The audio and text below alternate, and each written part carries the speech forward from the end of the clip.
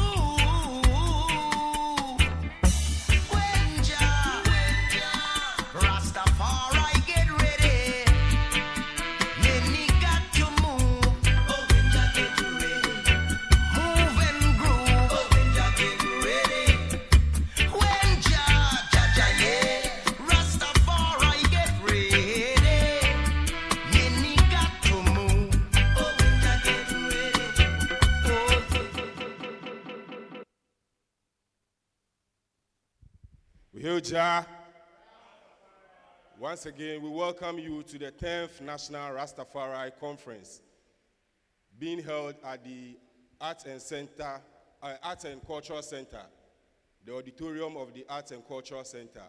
We hereby invite our dignitaries on the high table.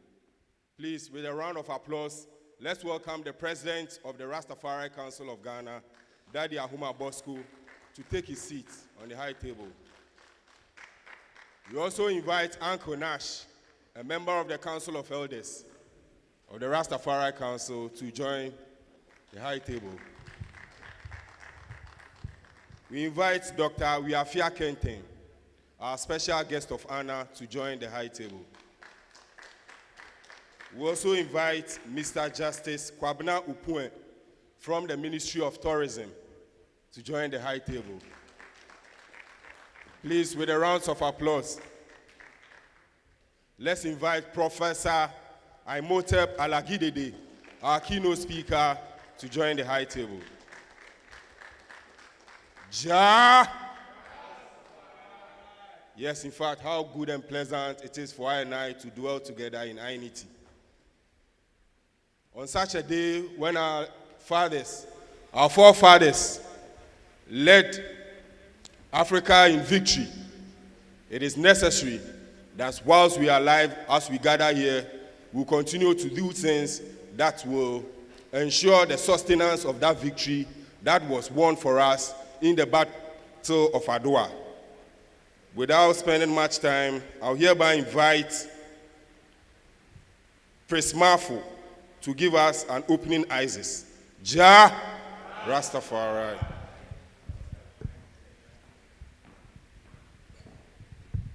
Give thanks. Holy Emmanuel, I King Selassie, Ja. Emmanuel the seventh, Madonia, God, Ja. Glory be unto our Father, to the Son, to the Holy One of creation, as Jah was in the beginning, is now, and ever shall be, Jah word without thanking. Selassie, Jah. Excellent John, Marcus, Jehovah, Jah. I, King Selassie, Jah.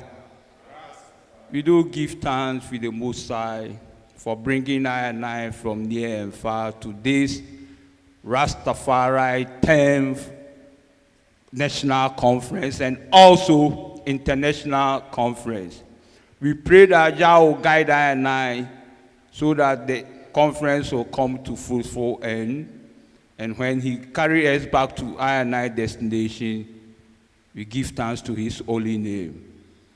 As the conference team implies, we should educate and empowering ourselves so that we make a better community for I and I and the future generation. We pray that Jah will give I and I strength to let this come into reality. King Selassie, Jah, Jehovah, Jah, give thanks, my Lord. Blessed love and give thanks, my Lord. Yes, so we are gathered here for the 10th National Rastafari Conference at the Arts and Cultural Center. And we are gathered here to have deliberations on the theme, Rastafari Education and Empowerment, Building Stronger Community. We have the 12 Tribes of Israel, the Ethiopian World Federation, the Ethiopia Africa Black International Congress, and a host of other organizations, our regional reps from Volta region, Asante region, joining us for this conference. My Lords and Majesty and Empresses, I'll ask that we give ourselves a round of applause for taking some time today to mark this special day. I'll hereby invite the President of the Rastafari Council of Ghana, Ras Ahuma Bosco Okanse, to give us his opening address, his welcome address and opening remarks. Please, let's welcome him with a round of applause. Ja. Haile Selassie, Ja. So this is a family get together. So with your permission, I'd like to hold my seat. Selassie, Ja. Behold how good and how pleasant it is for I and I to dwell together in unity and love. He comes like the precious ointment running down the bed of Aaron to the skirts of his garment. It's like the dew upon the Mount Hermon where the Lord God, Rastafari, commanded blessing and life forevermore. Selassie Jah. Behold how good and how pleasant it is indeed for brothers and sisters to meet together. I'd like to pay my respect to our dearly invited guests. I'd like to pay my respect to the representative of the Ministry of Tourism, Culture, and Creative Arts. I'd like to pay my respect to Professor Wiafi Akenteng, CEO of the Natural Way Herbal Clinic, who supported I to have the health screening exercise on Tuesday at Musiga. Brothers and sisters, please give him a round of applause. I also like to pay my respects to Professor Imhotep Alajide, a brilliant young man. Don't see him like small boy. He be big professor, proper professor. Some of my friends, when they see me, they call me professor. No, me, I don't be professor. This is a real professor, certified. He's the president of the Nile Valley Metaversity. And he's also a professor of economics and finance at the University of Ghana Business School. So finally, I'd like to pay my respects to Uncle Nash, who is a member of the Council of Patrons of the Rastafari Council, Ghana. Beloved brethren and sisters, this day is the eve of the Battle of Adowa. And the Battle of Adowa is a battle that many have described as a battle between Africa and the West. And then it marked the start of a lot of things. However, I have a few thoughts and I'd like to share them with the family here gathered. Someone will ask, why does the Rastafari Council Ghana hold annual conferences? And to answer that, you'll have to look at the objectives of the council.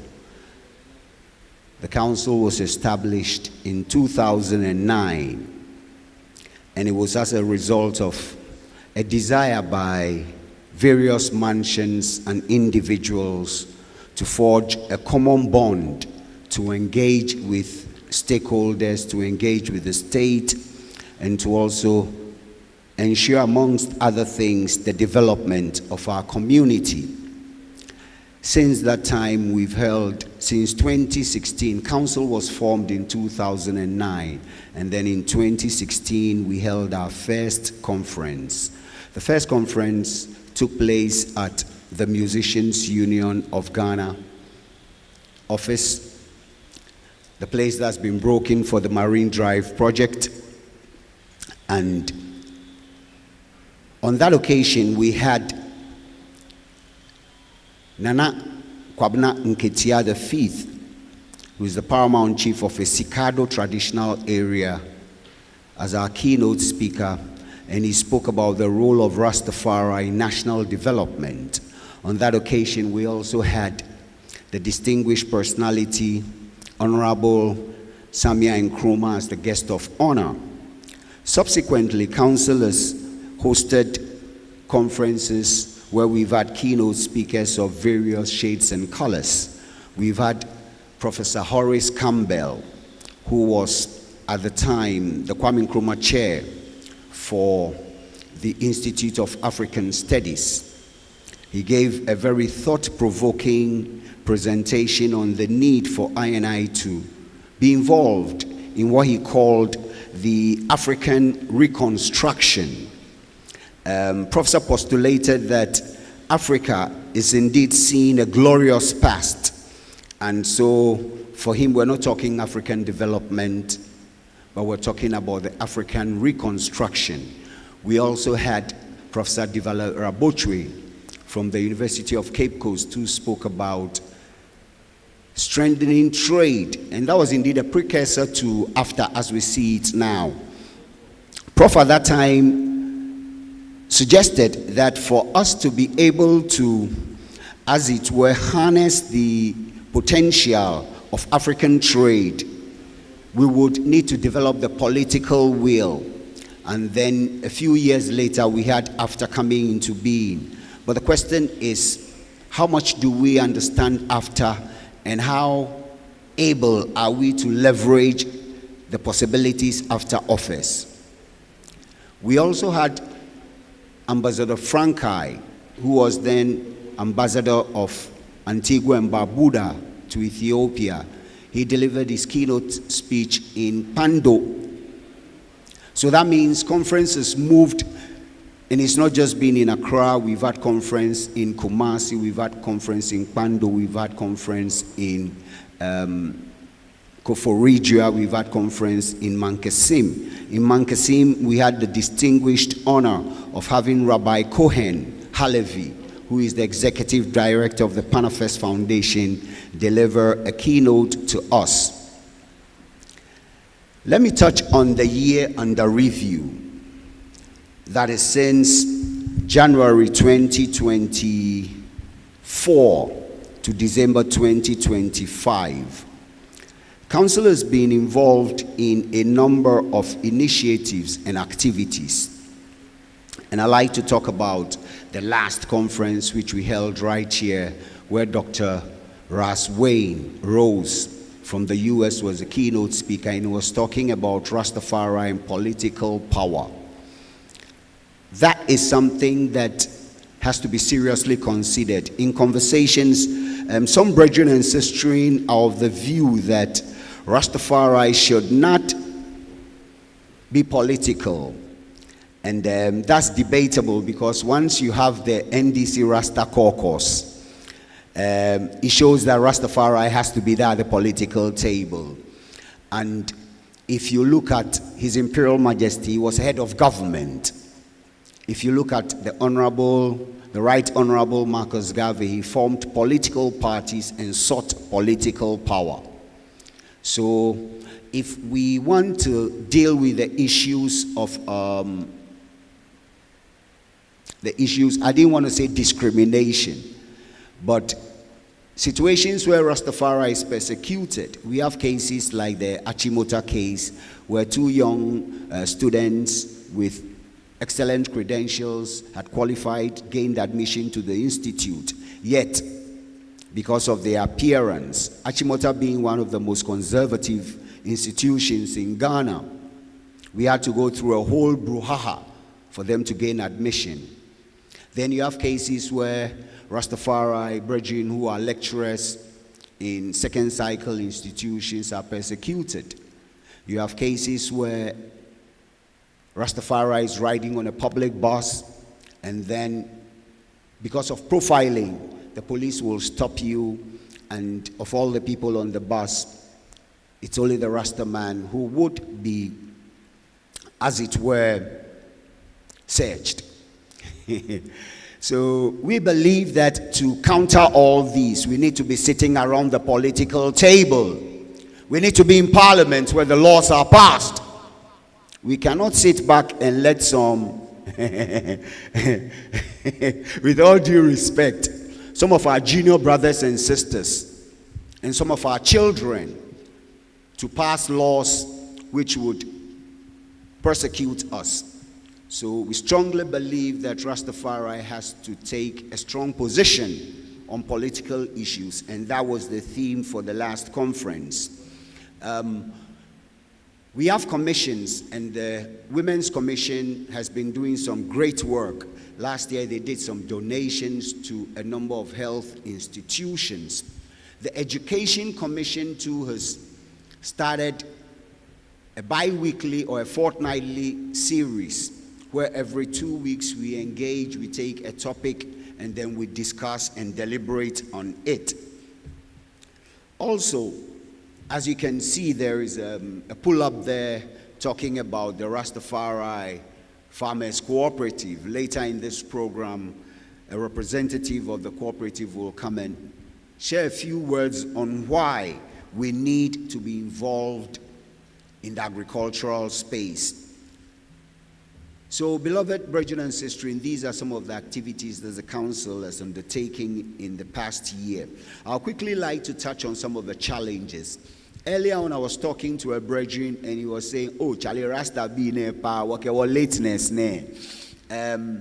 You see, this is the pioneering generation of Rastafari in Ghana. I tell brethren and sisters that when you talk about Christianity, you're talking about a faith that's been around for 2,000 years. When you talk about Buddhism, you're talking about a faith that's been around for 3,000 years. When you talk about Islam, you're talking about a faith that's been around for 1,000 years. When you talk about Rastafari, you're talking about a way of life that is barely 100 years.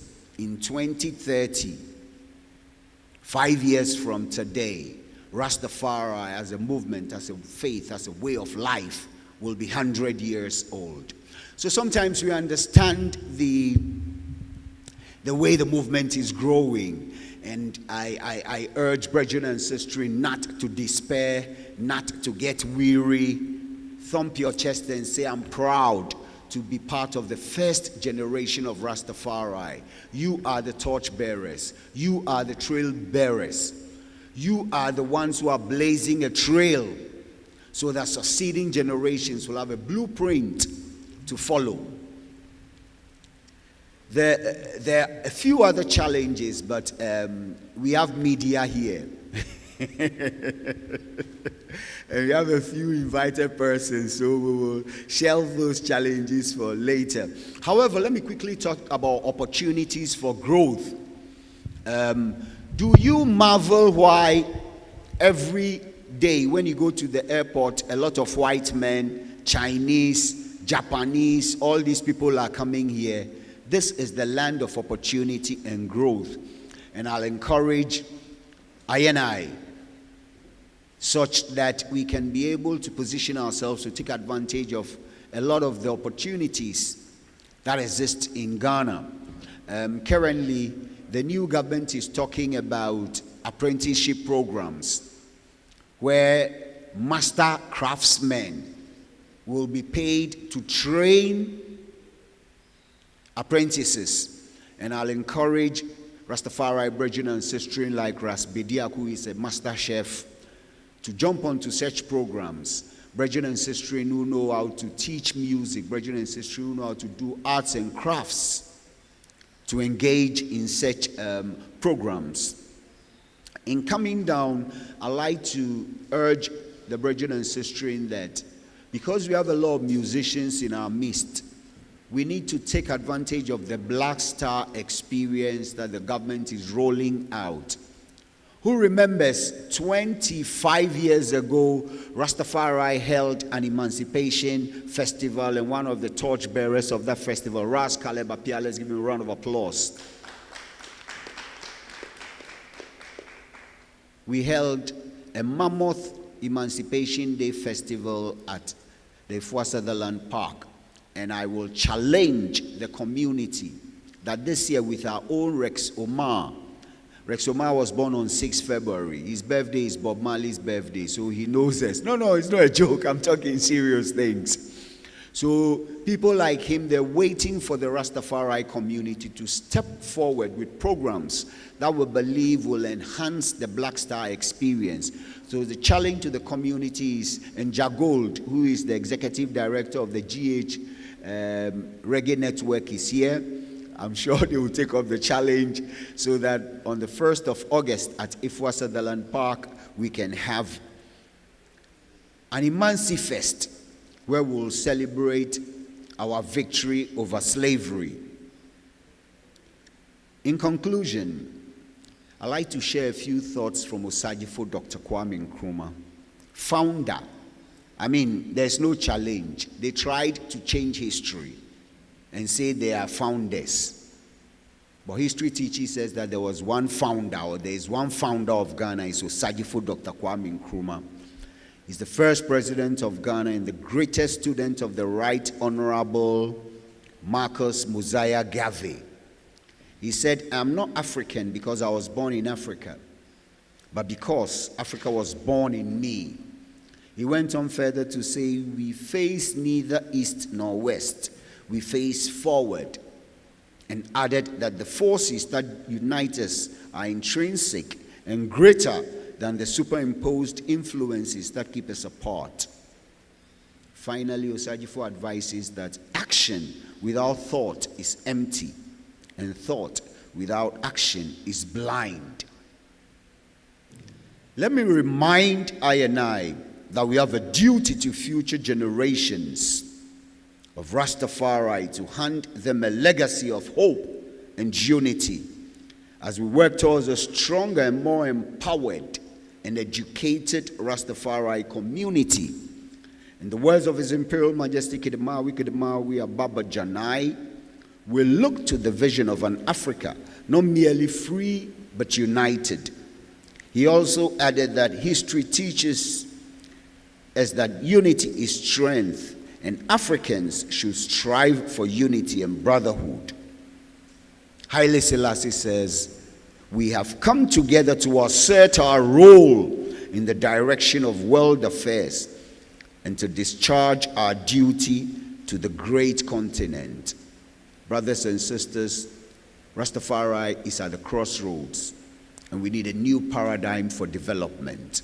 I'm excited because today, Professor Imhotep Alagidede will expose new paradigms that I can leverage in our quest for the African reconstruction. Long live the Rastafari Council Ghana. Long live Ghana.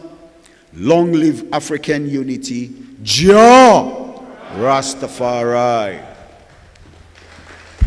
Please, a round of applause for the President.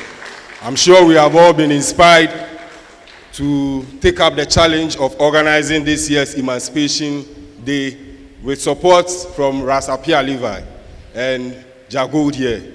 I'm sure we are willing and ready, and the Ministry of Tourism as well, yes.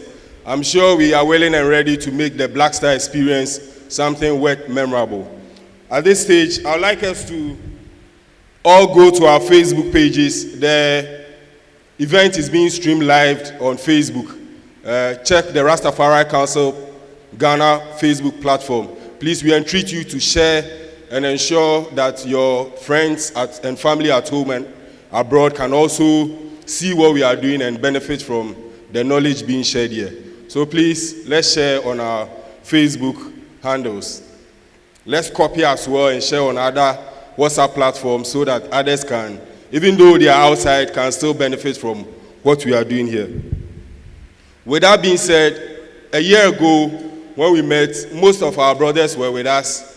Unfortunately, death knocked down our doors, and whilst we are gathered here, some of our brothers couldn't join us. One of such brothers is Jawise Man, who I would say made sure he attended most of the conferences that we held. To honor him, we entreat that we all be upstanding and observe a minute silence in his honor.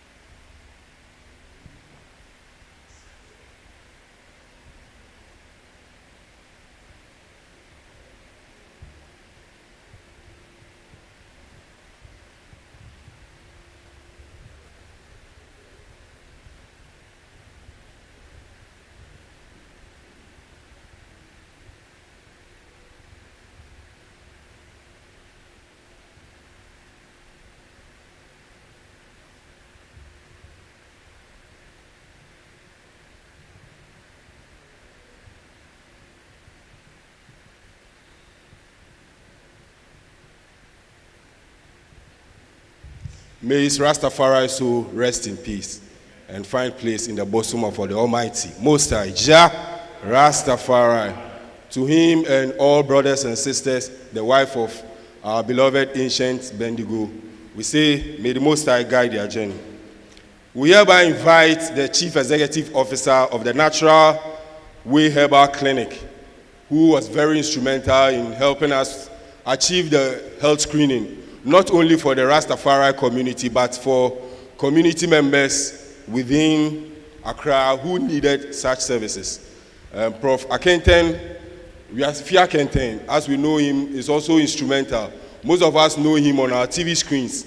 And for some of us, this is the first time we have seen him. He has been very instrumental in helping us chart a new way for healing in Ghana by believing in our traditional medicines. My lords and empresses, let's, with a round of applause, welcome an address from Dr. Wiafia Kenten. Ja Eliai Selassie. It's been a great day this morning through to the afternoon. And I've seen faces that I've known for the longest time. And my godfather, Ras Levi, I call him the most holy man. Yes. And I'm happy that I've seen my great father here and my lovely ones, including Mr. Constance. It's been a while. Say, yes, Kent. Yes. Okay, I'm glad to see GBT. I believe the Bible, BTB. Yo, give thanks. Yes, I still remain Rasimotions, also known originally as Danyansen Wiafe Akenten, as my birth name. It's been glad to see you healthy, but I'm sad that I couldn't see most of you during the day we had free health screening. And I encourage and entreat you all to come next time. I'll always remain faithful for the Rastafari community and have a free health screening for you every year. And even if possible, twice a year, free of charge. I'll bring my health personnel. I have the machines for checking the kidneys, the liver, malaria, typhoid, whatever sickness hidden in the body will be, uncovered. So I'm here today to talk about nature-based solution for sustainability as a Rastafari sons and daughters. There are many in locks that are doing evil out there, but you are exceptional. There are many wearing the locks doing criminal activities out there. When they are caught by police, then they generalize it and say the Rasta has been caught. Not Rasta. A twisted hair man has been caught. You are exceptional. The name Rasta is massive. It shouldn't be seen as any common name. Rastafari is a holy name, and we must keep the name holy.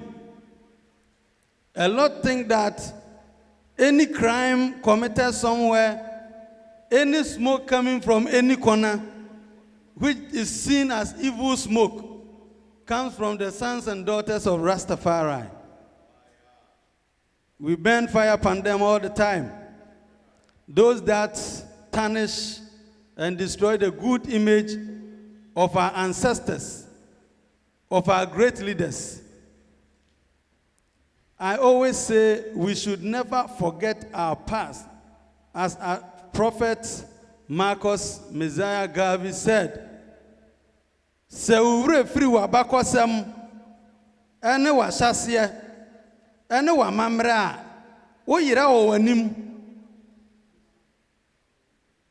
Se wa mamre, wa bakosem, ene ne wo wanim no, uhunu, ti ure free wunchia. Ana se ure free, ukrom hina aben.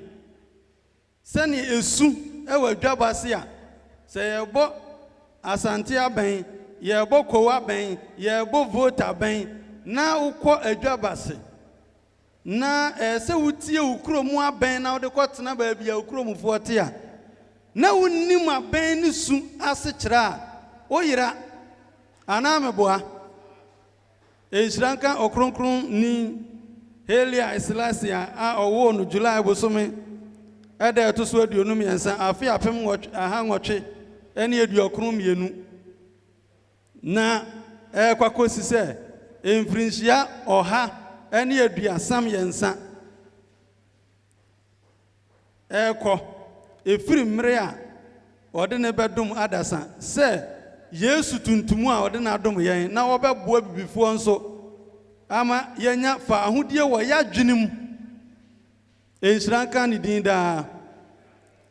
Na nea mɛka ne sɛ Rasta sɛnea obi ehu Rastafari akyirifoɔ a ɔde Africa ɛdɔ awura yɛ mu no, nea ohu na bɔnten no ɛne sɛnea osusu no no ɛnwene wɔ no ho. Dwene kwan a wobɛfa so akɔ w'anim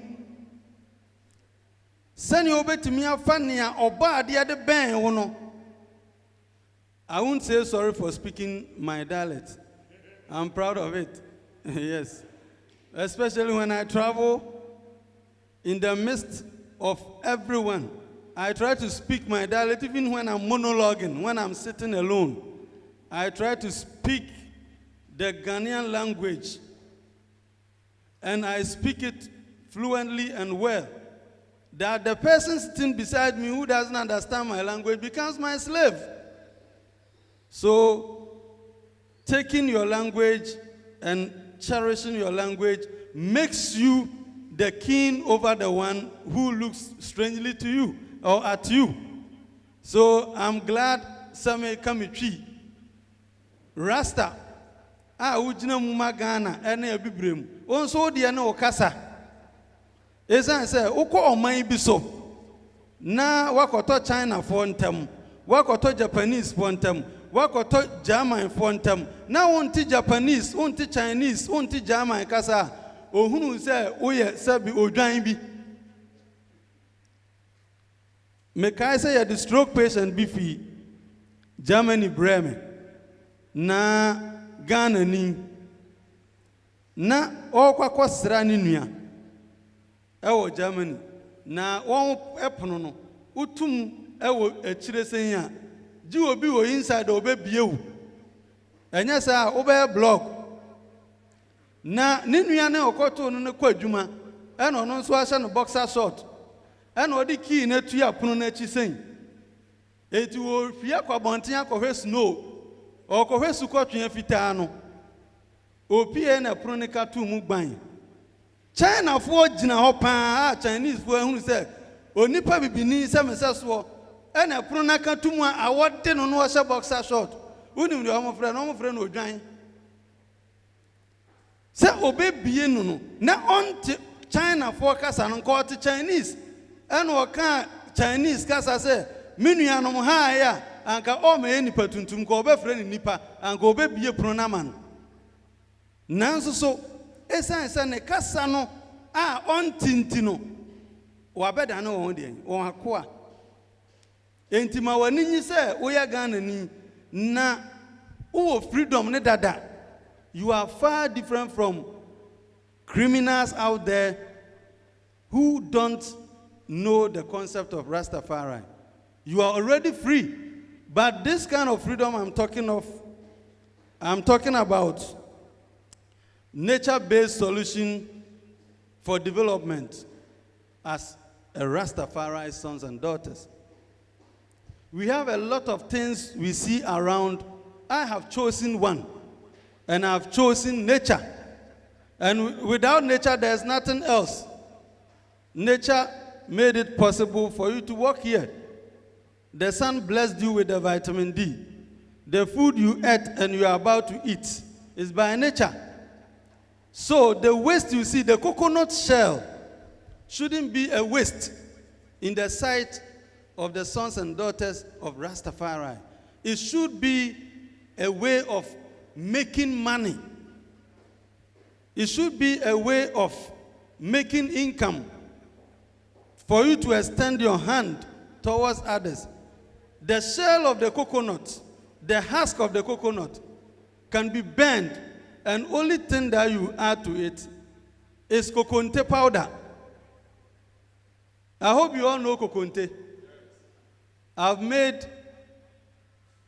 millions of CDs out of that.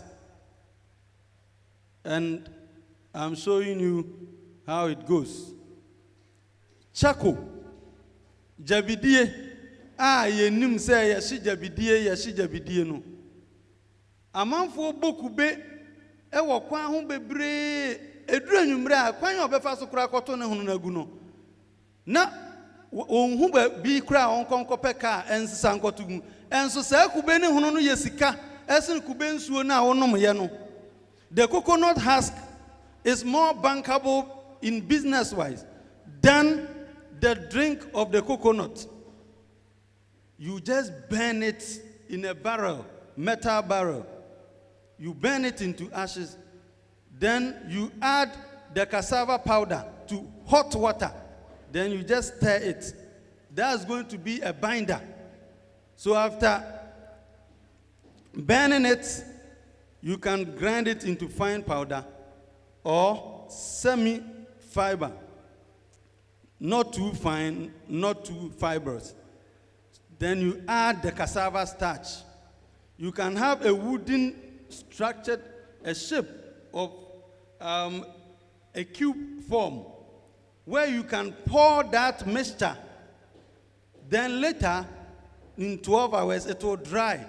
When it dries and you package it, just write Rastafari Chako. It's money. Rastafari Chako. Eli. Rastafari. Just write Rastafari Chako. You are already in heaven. But your mind is telling you you are in hell. You are already in heaven. You can make money out of the trash. When I see a tree here, I can make 2 million Ghana cedi from one tree. When I see me, because I was born to do it. And you were born also to do it. So just discover yourself. This is my great-grandfather, born in 1819. He lived for 162 years. Yes. He lived for 162 years. He was such a powerful man. And they have given me the work that I'm doing because it's a generational thing. He was a generational thinker. And he told my grandfather, you are born African and you are powerful. The hair on your head is not for nothing. It's power. It's spiritually powerful. It makes you powerful. Did you know that your hair, you can just cut 5 pieces of your hair, burn it, and add coconut oil to it to cure severe ulcer, foot ulcer. Yes. I'm not talking about those who wear or plant their hair. I'm talking about those who grow their hair like you, the sons and daughters of Rastafari. You are worth $1 billion in terms of dignity, money, and freedom. So don't despise and downgrade yourselves. You are different. You are far, far different from others. You are incomparable. So what I'm telling you is that the course you have taken is a mighty course. Who makes the world so beautiful and sounds so sweet than the Rastaman and reggae music? You have already made your name on the map of the world as sons and daughters of Rastafari. The King of Kings, the Lord of Lords, and the Lion of the tribe of Judah has paved the way for you to believe in yourself. Believe in yourself. You can never be someone, and someone can never be you. You talk about reincarnation, read a lot of books about a whole lot of concepts. But you remain the you. You can never be someone. So as you are alive, let not someone despise you. Accept not the evil words from outside, politically, economically, financially, or whatever. But you have 2.5 million gigabytes of brain capacity. Your brain, as an African, is 2.5 million gigabytes. By refusing to use it, we will let you see yourself in a different world. But I say you are more powerful. And what is not about making money only, but accepting that you are more powerful than even the money. So the money will be under your feet. And when you crack your brain, you will find solution to problems in society. So I will communicate to Daddy Bosco about building a place where we can produce things in the name of Rastafari children. Export them from the common things we disregard. The common things that we see as dust, dirt, filth, and things around the environment. We can make millions out of that. There are many things that have been hidden from us. I'm a pilot. And as a pilot, I thought Ovo Wright and Obo Wright were the first person to make manned aircraft.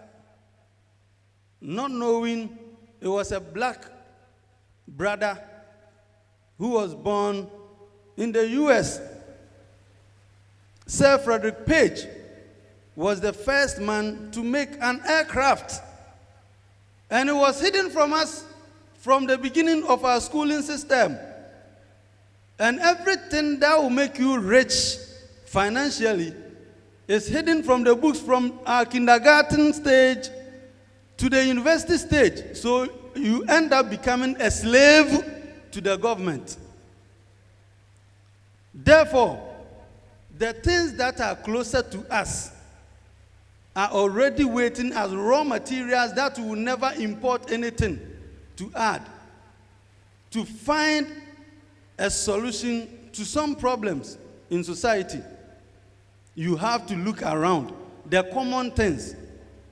I cut my hair to make medicine to heal people and take money. I'm not a fool. I cut my hair when I go to the salon. My hair alone. I always think and ask myself, so we import fake hair and plant on our heads, or our wives import fake hair and plant on their heads and give somebody income. How do I sell my hair? I added only coconut oil and cured someone of throat cancer with hair. Your original hair, not your planted hair. You make money out of even your body alone is money. Your words.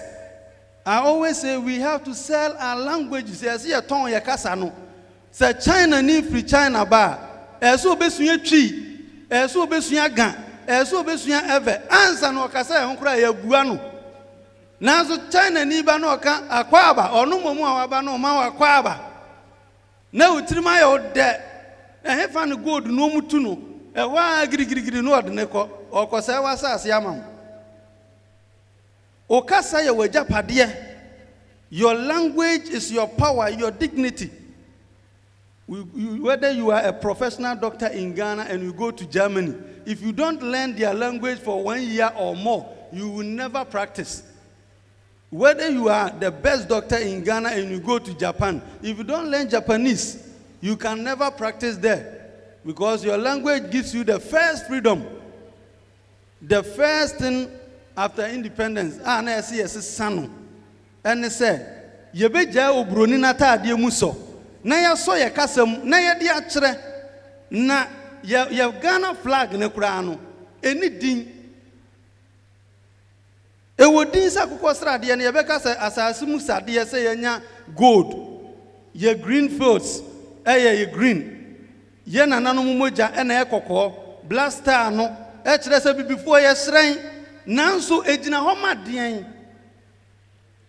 ɔmo ɛbɛfa na nanom nkoasom no Britainfoɔ no British ɔmo flag ne kyerɛ sɛ nka bom ɛkɔ soro ba fam sensan yɛ no yɛdeɛ no nkegyina hɔ ma hope yɛwɔ nidasoɔ nanso yɛn mpanimfoɔ kɔtenam na hyɛ bedwa mu a ubisa ne kora sɛ ɔnka abɛɛda wɔ ne kurom kasa wɔ Ghana mu a onim the local alphabet.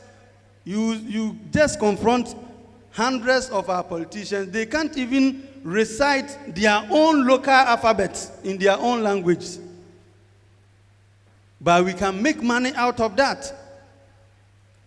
I will communicate with our Right Honorable in the middle, what's the name? Daddy Bosco. Then we find ways of changing the narratives about Rastafari children, the sons and daughters of Rastafari. This picture was when Africans were pure. My grandfather, this man, my great-grandfather, this time he was dancing in the sky. Dancing in the sky. His feet was not on the floor. Very powerful. When you go into Nkoko, there's a town called Antikrom. These people used to train the Europeans how to dance Adwa and dance Kete. And they stole our culture and demonized it later. Do you hear me? They stole our culture and demonized it later. But these people left me the work I'm doing. And I'm not poor from the environment. I see everything as medicine, and I can break down the chemical composition of all the 3,800 plants we have in Africa. Eli, Rastafari. I can break down the chemical composition from the phytochemicals and make money out of it. Each plant is powerful in its own way. The next time we gather, I think we have to do the free health screening here. I didn't think of it.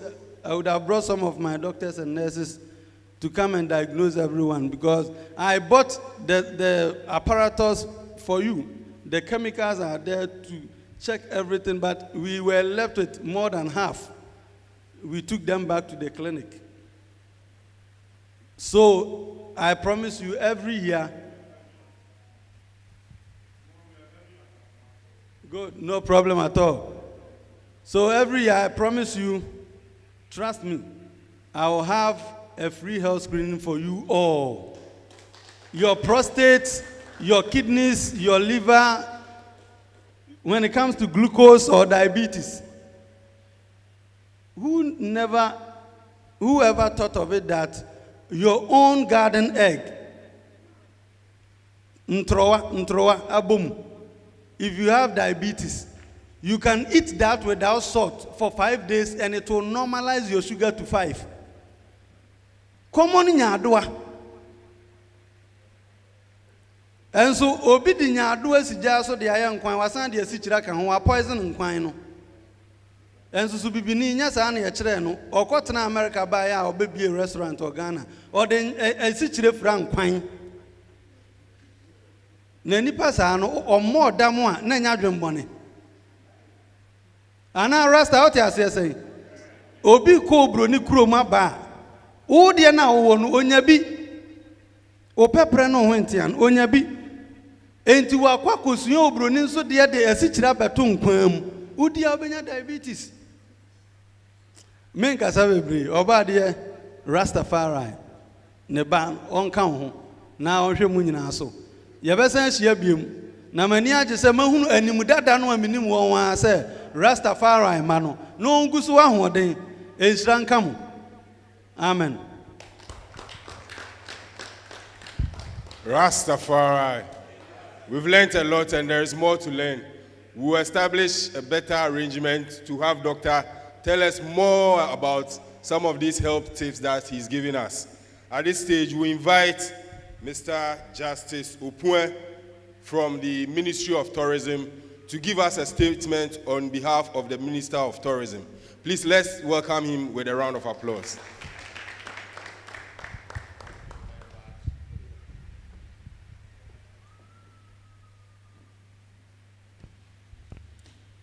Hello.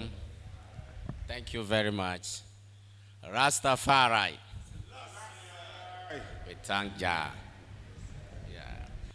Yeah. Please, my name is Justice Kwabena Opoin. I'm a Konkoma by tribe. I happen to fall into the Ministry of Tourism, Culture and Creative Arts. So, my first time of meeting the gentlemen who fear God. And I like the way you behave. So, I've been asked to come and represent the entire ministry, not forgetting the Honorable Minister, to come and represent the entire Directorate of the Ministry of Tourism, Culture and Creative Arts. Ladies and gentlemen, I have something to share small with you that the ministry will be happy for you hearing from them. Yeah. Ladies and gentlemen, distinguished guests, media and people gathered all here. Today, we join hands to celebrate the rich culture of Rastafarianism.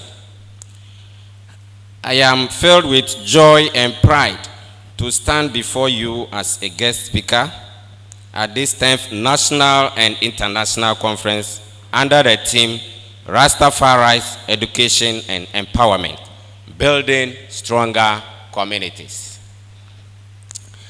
As we pay homage to the roots of beliefs, our heritage, and the journey of our forefathers who fought against oppression and sought a path to peace, love, and understanding, the Rastafarianism movement was born from the heart of those who yearn for justice, has not only strived in Jamaica, but has also found resonance here in Africa, united by the call of our ancestral homeland. This festival is demonstration of our pride, which the celebration of our music, art, and profound spirituality that define us.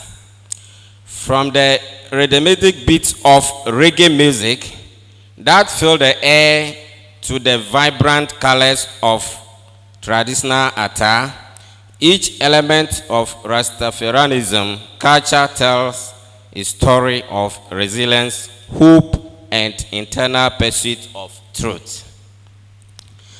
Let this celebration be a reminder that despite our diverse backgrounds, we are all unity by common values and a shared vision for a brighter future.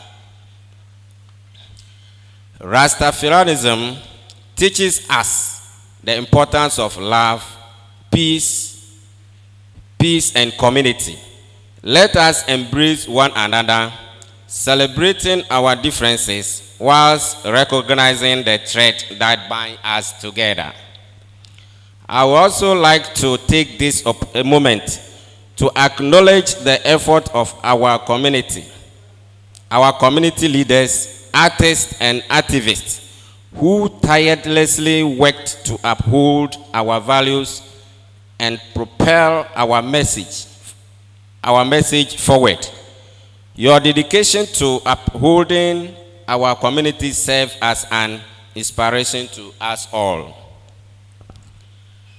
As we enjoy the festivities, let us also commit to the principles of Rastafarianism, nurturing spirit of activism, promoting justice, and caring for our planet. Let us embrace the teachings of love and compassion, and let them guide our actions long after this festival ends. In conclusion, I extend my heartfelt gratitude to everyone who contributed to making this event a success. May the spirit of this festival linger in our hearts, guiding towards a future founded on respect, peace, love, and harmony. Thank you for your kind attention. Selassie. Rastafari. Yes, we give thanks to Mr. Justice for the statement from the ministry.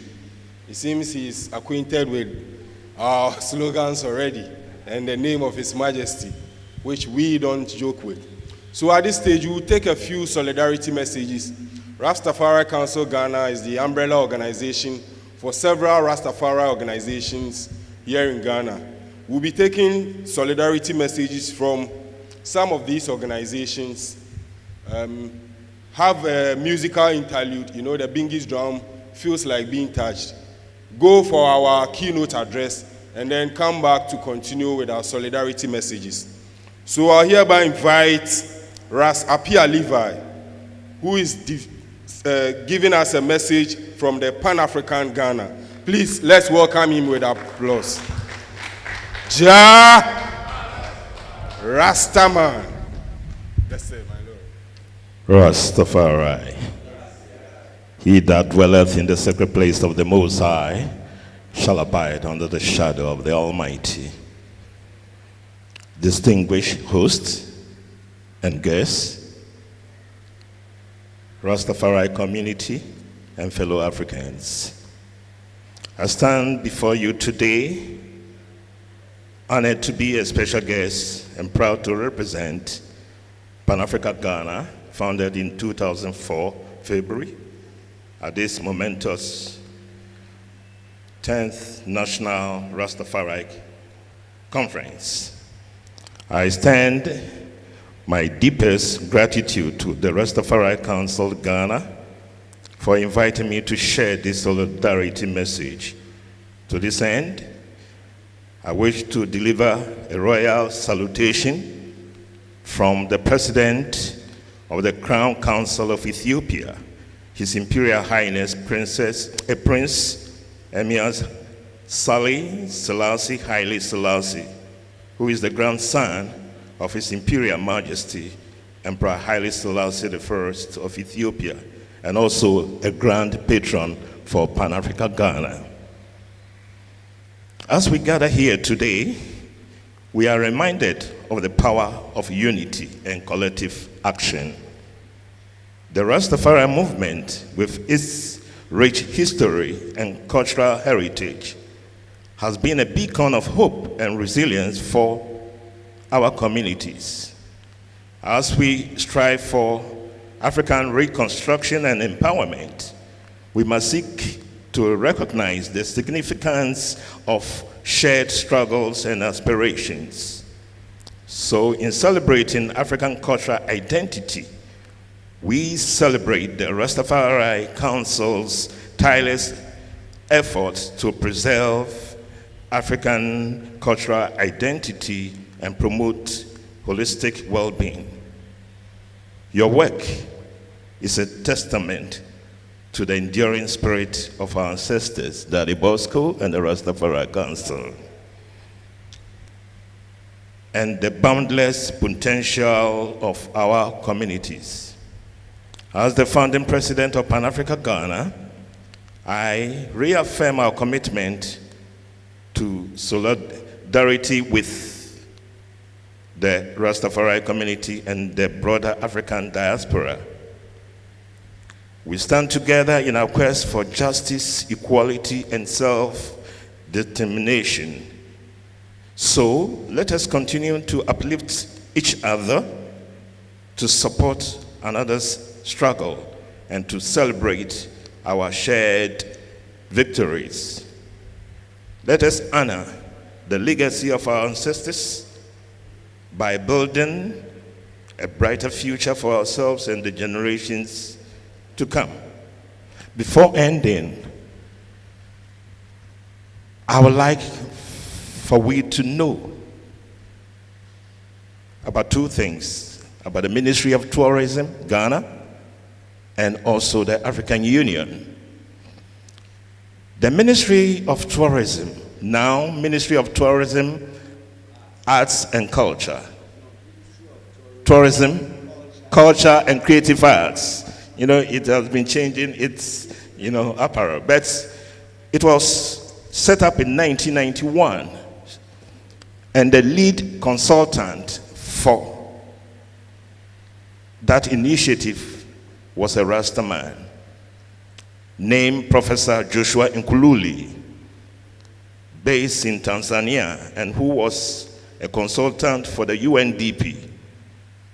His younger brother is the one who owns Solomonic Records of the producers of Bonnie Whaler. I was a special assistant for him. So I knew how the Ministry of Tourism, by then Ghana Tourist Board, with Mr. Edwin Ofusi-Eboa. So I've been with the ministry throughout till now. So in the year 2000, after the late President Jerry John Rawlings went to the Caribbean in 1997 to celebrate with our comrades in Jamaica about Emancipation Day celebration. When he came in 1997, the first Emancipation Day celebration was in 1998, then 1999. But the year 2000 was the biggest platform for we, sons and daughters of Rastafari, when we held the Rastafari Focus for Emancipation that President Daddy Bosco spoke about a few minutes ago. And we honored the President, Jerry John Rawlings, also at the National Theatre. Fast track. Last year, April, I spent 1 week in Ethiopia, Addis Ababa, and kind courtesy of my co-sponsor, Professor Wiafia Kente. I went to the African Union, and also I went to the St. George Cathedral, where Haile Selassie was crowned, and also to the museum. Whilst I was in Ethiopia, I was communicating with the president of the Rastafari Council. What I'm trying to say is that Pan-Africa Ghana will affiliate itself or partner itself for us to confront the African Union Commission. I was in Addis Ababa. I was at the Ethiopian headquarters on the 18th floor at the office of the chairman. And also I met with the president of the Pan-African Parliament. But before going, I informed the Ministry of Tourism, by then Arts and Culture, about it. We need to come as one, because Rastafari has given us the mandate to lead, to serve. So I really do appreciate this day. I appreciate each and everyone here, and those who couldn't make it. 1st August is a must, because the Minister for Tourism, Madam Jifa Gomashi, our sister, is there. All the directors, we know them. Now, the Director for Diaspora and Affairs, we are talking about the diaspora, is there. Our own man, Abeku, is as GTA. So the ball is set up, because the President of the Republic of Ghana is looking unto Rastafari sons and daughters to lead for the emancipation of Africa. Blessed times. In closing, and in the spirit of unity and solidarity, I leave you with the wise words of our beloved ancestor, Right Honorable Marcus Mosiah Garvey, Garvey. Up, you mighty race. You can accomplish what you will. Thank you. Rastafari. Give thanks, my Lord, for that powerful message. Yes, indeed, Emancipation Day is on, and the challenge has been accepted. We are inviting again to give a solidarity message. One of the organizations we have started to affiliate ourselves with, the National Association for Traditionalist and Ancestral Veneration. I invite Nana Yao Wee to deliver a short solidarity message on their behalf. Our time is moving fast, and so we'll beg our speakers to summarize. Thank you very much. Thank you. I heard short, so we'll have to cut it very short. Chairman, my dear professor, and an invited guest. They say impression without expression leads to depression. We are hearing a lot of things here. If it doesn't work in us, then we are wasting our time. There is a book written by Akwesi Koko. It is called The Fall of Rome and the Renaissance.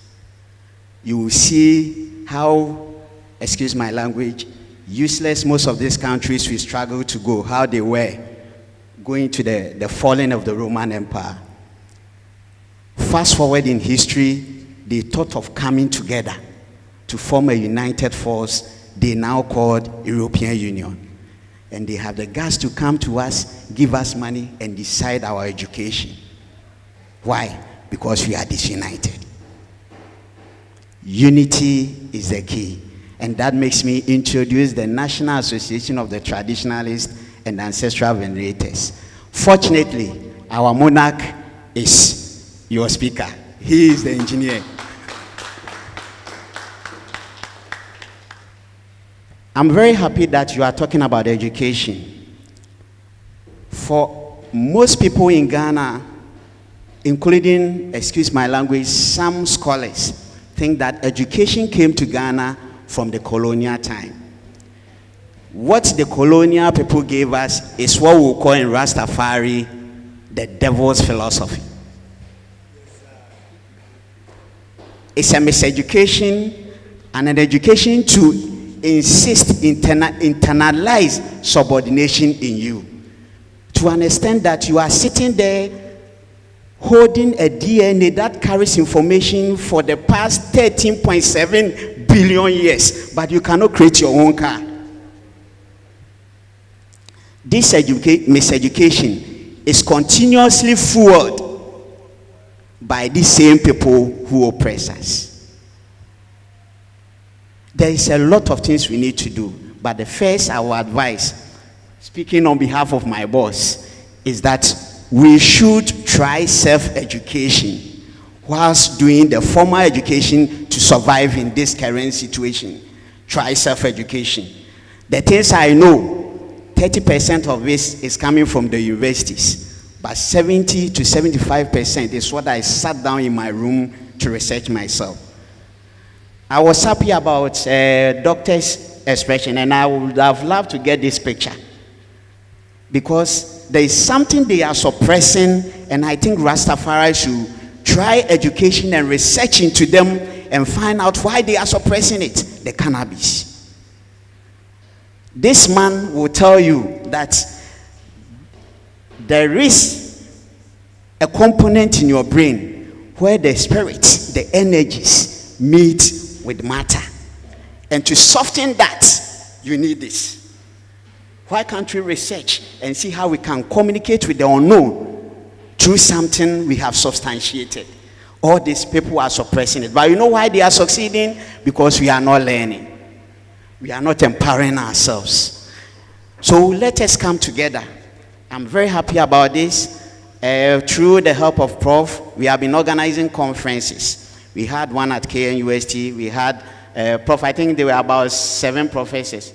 But Coming 14th March, the second one is coming up at UDS Tamale, and we have 16 professors speaking. In fact, my boss is one of them, and all of them are top-notch professors to speak on issues of decolonizing our mentality. Let us come up. Chairman, it is true you said we have to take political power. If we don't go there, they will decide for us. Because information without formation will also lead us to deformation. Thank you very much.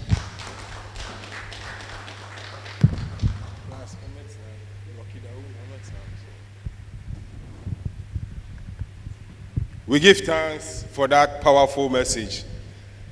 Yes, we'll follow up with your UDS program and see how we can represent the Rastafari Council.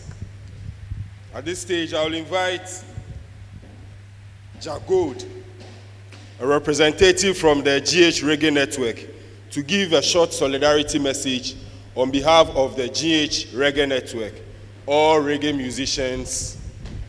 He's speaking on their behalf. Please, let the applause be louder. We can do better. Blessed, my Lord. Yeah, blessed. Jah. Jah. Once more again, I say Jah. I was glad when they said, let us go into the house of the Lord. Jah. Give thanks. Well, I am called to give a keynote. I don't have any key for you, but note what I say. Jah. Yes. I am Jagold. Yeah, and the passport name is Nana Kuku Boateng. The industry name is called African Gogol. I represent on behalf of Ghana Reggae Network. Ghana Reggae Network is an organization that has been in existence for some time now. We realize that despite everything in Ghana, almost everyone is shifting to other genre of music. And we realize that as Rastas and as conscious people, we need to organize ourselves as a reggae body in terms of promoting, upholding, and also unifying reggae as a people, hence Ghana Reggae Network.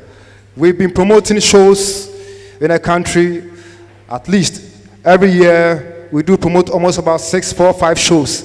Basically, shows that instill the consciousness and the Pan-African spirit in us is what we do. Like 7th January, 23rd July, Marcus Garvey Earth Day, 7th August, and so forth. That's what we do. Jah. Yeah. But I give thanks to be here, and kudos once again to the organization for such a wonderful event. That's the 10th National Rastafari Conference. Give thanks. But then what I will say is that I hope that the next time the show gets a wider promotion, because what is reason here, we hope and pray that massive people will be here to get such knowledge like Professor Riafi and all what he said. It's a very educative one. So my kudos, next time we hope that it's going to be bigger and better. And a point of correction to Mr. Tourism, there is nothing like Rastafarianism. In fact, Rastafari is the name of a man. It's not an ideology. It's just Rastafari. You can align Rastafari with Catholicisms and all those isms, schisms. Rastafari don't deal with isms nor schisms. Jah, Rastafari. Well, I'll end by saying that big respect to everyone that come, and we hope and pray to see more and more of this. Jah, Rastafari. Give thanks, my Lord Jagold. Yes, speaking on behalf of reggae music, please let's recognize the presence of our very own Rocky Dauni. Yes, he will be here to give us a solidarity message. He has taken Ghana the world over, led the red, gold, green flag in places where our ministers and presidents have not been. He has flied the flag everywhere, through every part of the world. So he'll be here to give us a short statement. I'll invite Prince Marfo Prince Marfo is the representative of the Asante Regional Branch of the Rastafari Council of Ghana. He's also a member of the NDC Rasta Caucus, but his message is on behalf of the Asante Regional Branch of the Rastafari Council Ghana. So please, let's welcome Prince Marfo. Ja. Please, if you have not done that yet, we ask you to go to Facebook page, like and share our page. Let your friends and family see and benefit from what we are doing here. So please share, copy and share our the event on all platforms so that others can enjoy. Blessed, my Lord. Holy Emmanuel, I Selassie, Ja. Yeah, once again, we bring our warm greetings from the Golden Kingdom of Ashanti. I'm representing Ashanti region, and the brethren say, yeah, although we are not many here, but we are with you in spirit. So we give thanks for the organizers for almost 10 years organizing I to have our stand in this nation. So we give thanks for this, and we are hoping that coming years, once again, you come to Ashanti so that we all will be together. We thank you all. Respect. Rastafari, give thanks, my Lord. Volta region will follow. Bobo Selassie is the regional chairman for RCG branch in Volta region, and you deliver a solidarity message on behalf of Rastafari brothers in Volta region. Welcome him with applause. Ja. Selassie, Ja. Rastafari. How good and how pleasant it is to see brethren and sisters in unity. We give thanks for this day. Rastafari Council of Ghana, Volta branch, when we hear National Council is coming together as one umbrella, we feel like the vision we had of having a one national umbrella has been fulfilled. And we give thanks to elder like Daddy Bosco, Uncle Nash. What was so beautiful about Rastafari Council, like all these elders, we know them individually until they decide that we need to be one umbrella under one organization. That is so beautiful about it, and they are the same people enlightening us, protecting us, teaching us all this year. We give thanks to President Kex. When I was young, President Kex was our role model in Volta. When President Kex is coming, we know that a whole troop of Rastafari is coming to Volta. And some of us will have to stand on the street of Bando to see Rasta men in car passing. When we were young, having our little dread, our little ballets, those time going to school. So Jabi being Sobanya, we have a lot of inspiration too. But one thing we recognize from Volta is when we come to economical empowerment in Ghana, Volta have benefited from Rastafari repatriation and Rastafari empowerment. So far, we are proud, and that is our biggest economical empowerment. No matter if not because of the empowerment of Rastafari, COVID-19 would have been a different thing in Volta. But through Rastafari empowerment, a lot of different things happen. So we give thanks that we in Volta, we are always proud, and when we say Rastafari in every aspect of Volta, you'll be expected and given a space in the community. So that's what Volta have achieved so far.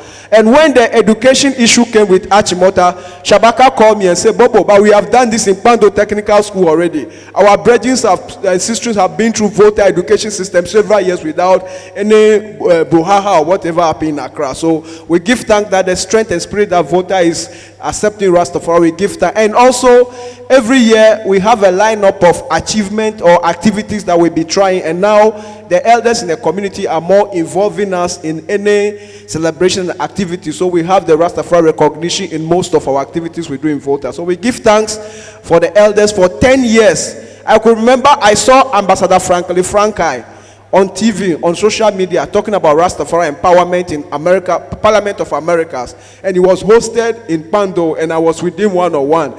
So some of us, what Rastafari has given to us, I don't think any other religion or Christianity would have given that to us. So we give thanks, and we are glad, and we are still continuing. So let us proceed, and we give thanks for the life of Rastafari. Blessed, my Lord. Blessed, my Lord. Give thanks. Yes, we also recognize the presence of Elder Jabi. a member of the Rastafari Council Elders. Please, let's recognize Elder Jabi. Yes, that's one of our elders. Roots International, Root Sisters. Most of you who have been seeing some beautiful ladies playing some beautiful soccer with our princesses, Jabi is behind their training, and so he's one elder we cherish very much. We are happy for his presence. We invite EWF, Rasbedi Akon, to give us a solidarity message on behalf of the Ethiopian World Federation Incorporated. Please, let's welcome him with applause. EWF is headquartered in New York and has several branches the world over. Here in Ghana, we belong to the local 24 chapter. Ja. Aye. Please, me the American tree, because yeah, my own kwaba. The tosu mienu, yebebo your leadership about to say 10 years. Oh, ban when you 10 years, and 10 years, and na be brave. Into 10 years. First time na started or music, senior chairman kind. Your progress ya me say SSC more because your course on your mind ya necessary mind nyini nti mpacho ye kwa yemfa asem ne ma omo mama na next time ye shia ye nyina yemra na enyefe mehwe team no mihu education and empowerment, building strong communities. Me pese mi jina communities Rasta your community be any Ghana has say very sad. Inti ye business cry. Me first car na me de akwa koto Pentecost ni ade. Pentecost ni first car on tade o me ho. Inti ye sremo communities no unya baby a prema unya Rasta man meshe ho. Another Rasta man meshe ho. Send ye be ya ye be dosun in one concentrated area. Eya ne ye pesi ye kokan government ho, but ye kokan government ho na ye mba embomu a ye impact ne be less inti ye sremo Rastaman bia unya baby a pre na unya Rastaman emeshe ho, because communities ne de hu hia pa, communities eba with children, with wives, e ma na wa ha ne no. Elder Jabi bisa misisi ase na ema ne nkwala ne wen Rastafari ya mema nkwa yenso ene yakon atia emema ne mema enhyehyeye debia yese emema ne ma enti minimsi ya ye wa ha nyina ahokanfo kan ye ho wo ba afa wo ho kani bra me ho kani ama onam kwa so ba next time wo ba afa wo ho kani bra nkwala ne wo ho a yenhia ochina family day, I'm sure say si shia sa ni o man be koso give thanks but ansana me kono me de enkabom fi EWF4 ye wa momole shia Saturday bia bre Rastafari Council ne akase de ekoso yi gina omachi na yeta omochi obibia mu abre bia mu omo frɛ ya nsuo mu ewiemu ye kan mo ho. Blessed be Ja. Ghana Hano EWF net TT Alma Center for. After Ethiopian World Federation, one of our formidable Rasta organizations is the 12th tribe of Israel. On this note, I'll invite Rolf Ringo to give us a statement on behalf of the 12th tribes of Israel, Ghana chapter. Please let's welcome him with applause. He doubles up as the treasurer of the Rastafari Council Ghana. Ja Selassie. Yes, we give thanks for the gathering. I give thanks for the high seat. Greetings to the elders.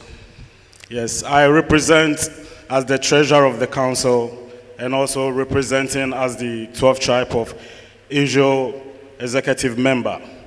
Yes, we give thanks for the gathering once again. My brothers have said a lot. And talking about unity, we know unity is strength. So we coming together is the most important thing. I'd wanted to also talk about anytime we come together, we should bring our families along. You know, my brother Bediakun did mention that. Yeah, Brother Jabi, give thanks, you know. Yes, I. So it is very important. You know, Rastafari, we talk about the United States of Africa. Bob Marley say, Africa unite. You know, Rasta has been fighting so many things. GMO, you know, so many things. And if we don't come together, we cannot move forward. So it is very important that anytime Rasta call for a gathering, let's all endeavor to, you know, pass through. Right now that we are here, we know some people will still be coming. You know, we can still call a friend to tell a friend to tell a friend that the Rastafari, we are hosting our 10th National Rastafari Conference, which is the same as the first International Rastafari Conference. We can tell them to come over so that, you know, with this work, when we are very strong together, we can reach very far. With these few words, I give thanks. Rastafari. We give thanks. We now invite Crystal. Crystal is a representative of the NDC Rasta Caucus. You give a solidarity message on behalf of the NDC Rasta Caucus. Let's welcome our brother with a round of applause. Chris has been doing most of Pan-African organization works with me, and it's nice to meet him here once again. Let's welcome Elder. Greetings. Greetings, the neighbors, Imperial Majesty Emperor Celestia. Ja! Thank you, and I'm very happy for my elder and my elders here. And my name is Crystal Jedu. I've been around, and respectfully, if I look around, almost I can say that about 90% of the people here are my brothers and my sisters as well. I give it a dim respect for me to talk to my elders and to represent the NDC Rasta Caucus, which has come to be. Before then, I need to say something small about myself. I was once a secretary to Ethiopian World Federation as a member. I work with Judah Promotion. I work with Pan-African body. I was a secretary to Ministry of the Future for the Diaspora Committee in Ghana here. We've been involving. I know about the church tribe. I know about the council. I know about everything. We've been fraternized all together in pushing the vision of His Imperial Majesty across the country every year. But today, why am I talking about NDC Rasta Caucus? The essence is very paramount. That regardless of me being affiliated with my elders here, I have not, and my people have not moved out. We have our elder, Uncle Nash, who is sitting at the big table. He is also somebody who is fraternized with us. He understands the vision of us. We have Brother Jahiru Rasmauli. He is also part of the council, part of us. He understands what we are doing. We have Rasmo. He is part of the council. He knows what we are doing.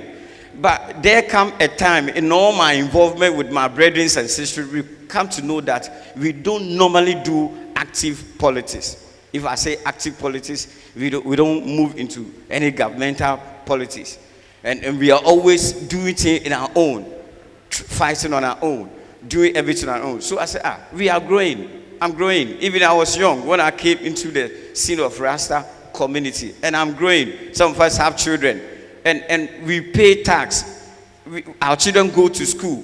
Everything involving politically involve us as human beings. So why do we stay back and not to get closer to them so we can also capitalize on certain opportunity? Now, it is on that basis that this NDC Rasta Caucus has come to be. We have 3 key pointers that I want to relate on. Respectfully, Mr. Chair, if I can go ahead. The key number 1 point I can say is, in our involvement, we decided, okay, then let's go and introduce ourselves to one of the what? The political parties. And we look at all the political parties, and we look at the history of all of them in relation to how they respond to the Rastas in the community. Then lo and behold, historically, we go with NDC. We know of Honorable and His Excellency Jerry John Rawlings encounter, and how he also gave any opportunity to the Rastas then that some of our elders can testify. We look at their colors, how it relates to Garvey as a youth foundational leader. I also look at that. It's okay in perspective. We would like to go this angle. So that's the key number that we chose this NDC over the other political party. Secondly, we also want to engage ourselves with them meaningfully at that time, working with them before 2020 openly, that they should come to power. And when they see our faces, we too, we can also ask for a help to help our brothers who are also in enclaves, in ghettos, in farmlands, in other places that they need a help, but they don't have active help from somewhere in terms of sponsorship. That's also a key factor. So we involved, and lo and behold, it has come to pass. The last thing, now when you look at the political of NDC, we go into it, and it is very crucial. They have wings that help them for membership, like the women's wing, the youth wing. They have the organizers, they have all the portfolio, they have the Zungu caucus. Now, all these people are yearning for their livelihood in their community. So, the key point number 3 is that the party that we have affiliated, we have gone all the way from the regional base all the way to the national level that they have understood us, so that they can inculcate this into their fraternity for membership.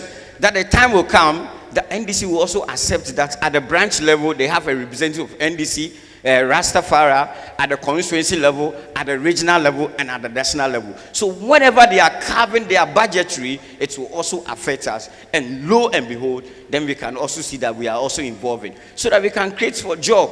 We can look for opportunity. We want to go into active farming. People are ready, but they don't have funds. People are ready, but the government have funds. They have the means. Why do we stay back and say we don't want to get involved since we are citizenry? Indeed, we are the son of the soil, and we have much knowledge that we feel that when we get closer to them, we can all have that portfolio and that opportunity as the children of the country to also embrace. So if I'm here that it has come to stay, and I need all the elders, your support, so that we can push ahead to get ourselves in meaningful positions to help the youth who are coming on board. Thank you very much.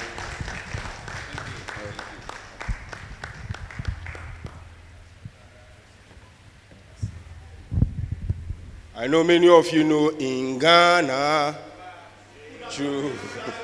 in Ghana, yes, when rising up, some of us were youths when we saw Rocky Daoni and others, you know, spreading the message of Rastafari. He became inspiration to many of us, and he has taken us to Grammys several times. He's here, and for the purposes of our reggae musicians and we the youths, we'd like him to engage us, to give us a statement, and to inspire us.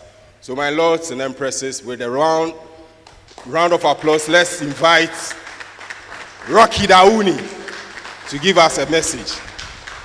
Hilja.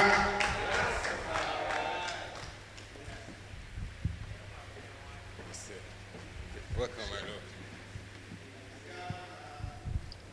Thank you. Ja. Greetings, my brothers and sisters. It is an honor and a privilege to be among you today on a day that we are honoring and celebrating the 10th anniversary of the Rastafari Council and its impact on our beloved country and our people. As a citizen of this country, many of us know the challenges that we've gone through. The challenges of carrying locks, the challenges of making your vow, the challenges of choosing the path of righteousness in the midst of your own who don't understand. And the challenges of also carrying that righteous burden and seeing it through, because you believe that our people has to be, we have to define our own destiny. We have to craft our own future. We have to be masters of our own direction. So, for me, being here today to speak, I come to you as a brother, and I come to you also as a friend, and I come to you also as one of you who took that mantle, went out to the rest of the world with the goodwill message to spread around in many lands where I was welcomed and in places where I was not welcomed. But I believe that if the black man can go out there with his own message, I add, black man and black woman, can go out there to bring that message of righteousness to every land in places where we are respected and in places where we are not respected, and transform people who are adversaries, people who are enemies, into brothers, into aligning with our objectives, then maybe at some point in our history we'll be able to pull the entire ideology of humanity to see that Africans need to be masters of their own destiny. Today, we stand at the precipice of great changes. Many of you might have seen the changes. You only have to turn on the news. You only have to listen to your radio. You only have to read through your social media and see that the world in which we are going into is a world that we might be acting locally, but there are other forces at play that are working to still continue to perpetuate the same ideology of supremacy, the same ideology of subjugation, the same ideology of keeping black people down, to be servants. So this is a time that we have to also understand the forces that we are up against, and know that every action that we take today has to be one steeped in the ideology of our father and our leader, His Imperial Majesty Haile Selassie I, Emperor of Ethiopia and Light of the Trinity. And this message is much more important in today's world. So we have to see ourselves not only as servants of our community, but as servants of an emerging world paradigm that requires our righteousness, our leadership, our purity to craft the nature of this emerging paradigm.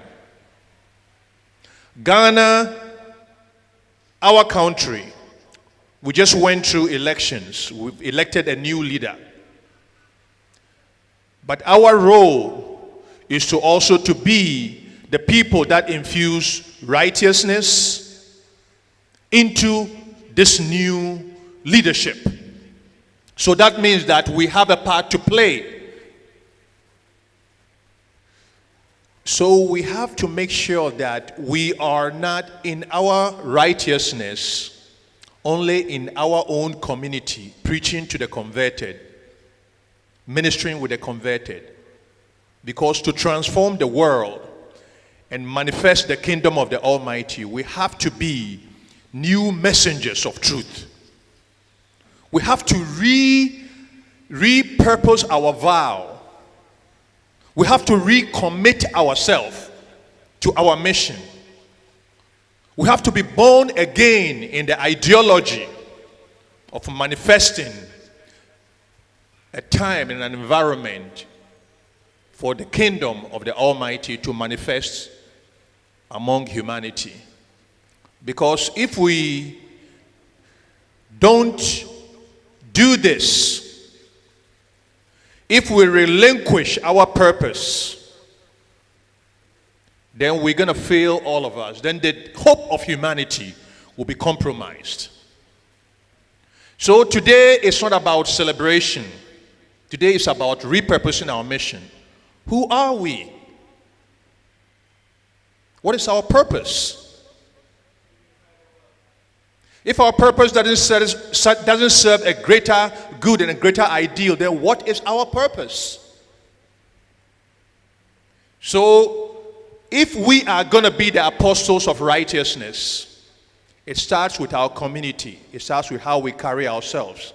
It starts with how we demand that from ourselves, our community, our leadership, and all of humanity. God bless us all in this purpose. Happy anniversary to this congregation right here. Forward ever, backwards never. Thank you very much. Thank you very much.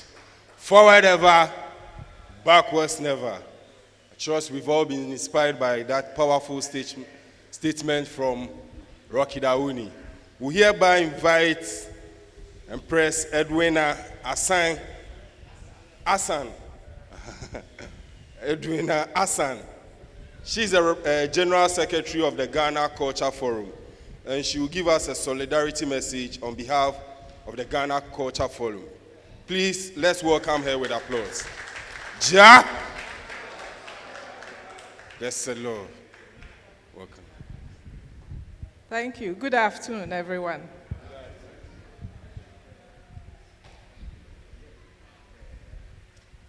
I'm here to deliver a short message from Ghana Culture Forum. Greetings to the esteemed Rastafari Council of Ghana, distinguished elders, participants, and all gathered here in the spirit of unity and progress. The Ghana Culture Forum, representing a vibrant collective and cultural stakeholders, practitioners, and activists, is deeply honored to join you today in solidarity as we amplify the powerful theme of Rastafari, education and empowerment, building stronger communities. You couldn't have chosen a better theme. We stand with the Rastafari community in recognizing that education and empowerment are sacred tools for transformation. Tools that must be wielded with a steadfast commitment to inclusivity. For us, building stronger communities means ensuring that every voice, every identity, and every experience finds a place within the circle of progress. The richness of Ghana's culture heritage lies in its diversity and the Rastafari movement, with its profound legacy of resistance, resilience, and reverence for humanity, exemplifies this truth. Inclusivity is not merely an ideal, it is the heartbeat of empowerment. As we educate, we must reach across generations, uplifting the youth whilst honoring the wisdom of our elders. We must bridge divides of gender, ensuring that women and men alike are architects of our shared future. We must embrace those from urban and rural spaces, the differently abled, and every individual whose story enriches our collective tapestry. The Rastafari vision of justice and equality inspires us to see empowerment as a river that flows to all, leaving no one parched on its banks. The Ghana Culture Forum commits to working alongside you in this journey. We pledge to advocate for cultural spaces where Rastafari principles of peace, self-reliance, and community upliftment resonate for all. Together, let us cultivate knowledge and liberate skills that empower and communities that thrive, rooted in the understanding that our strength lies in our unity, and our unity is deepened by our inclusivity. As we celebrate this conference, let us reaffirm that a stronger Ghanaian society is one where everybody, regardless of creed, background, or circumstance, is educated to rise and empowered to contribute. One love, one destiny. May this be our guiding light. In the spirit of inclusivity, I wish all members of the Rastafari community, especially those who practice in the culture and creative sector, to join the Ghana Culture Forum as we champion the cultural agenda of Ghana together. Kindly visit our website, ghanacultureforum.org, for more information. Happy anniversary, and thank you for listening.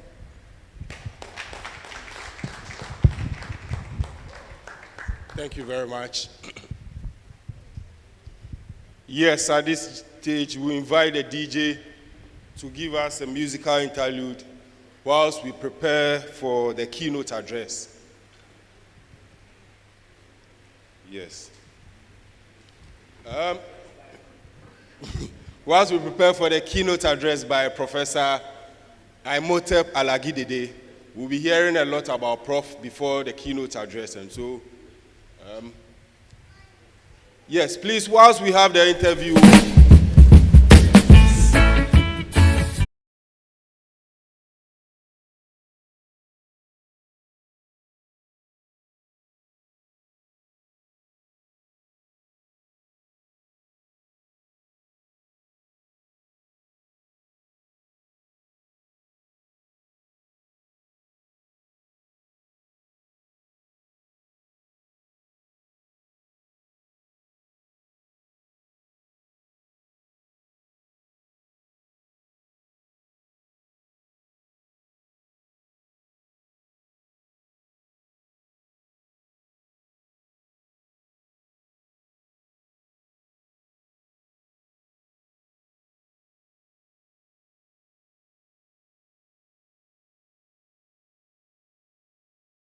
it's not that huge though, but you know what I mean.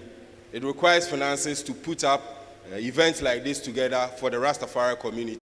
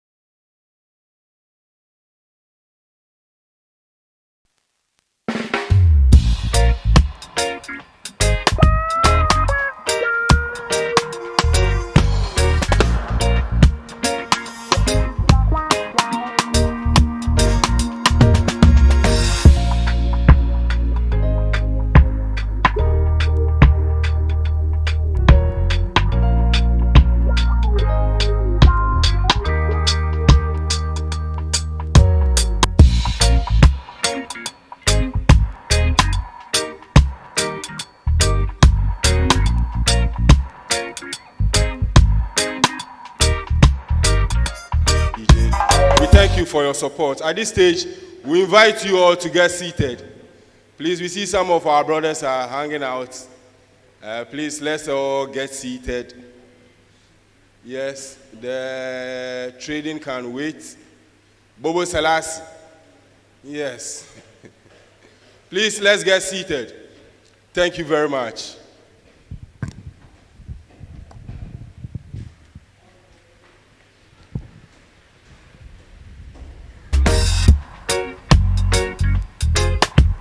Ja. Yes, so it's the 10th National Rastafari Conference. Our theme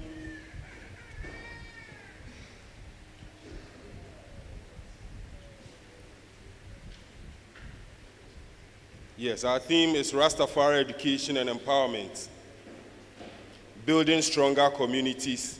And like we already told you, our keynote speaker is Professor Imhotep Alagidede. Professor Imhotep is a meta-economist and a transdisciplinary scholar with an avid interest in the phenomena behind phenomena. He is an entrepreneur, a philanthropist, and an accomplished academic who has enriched our understanding of the optimal provision of local and global public goods. He is currently the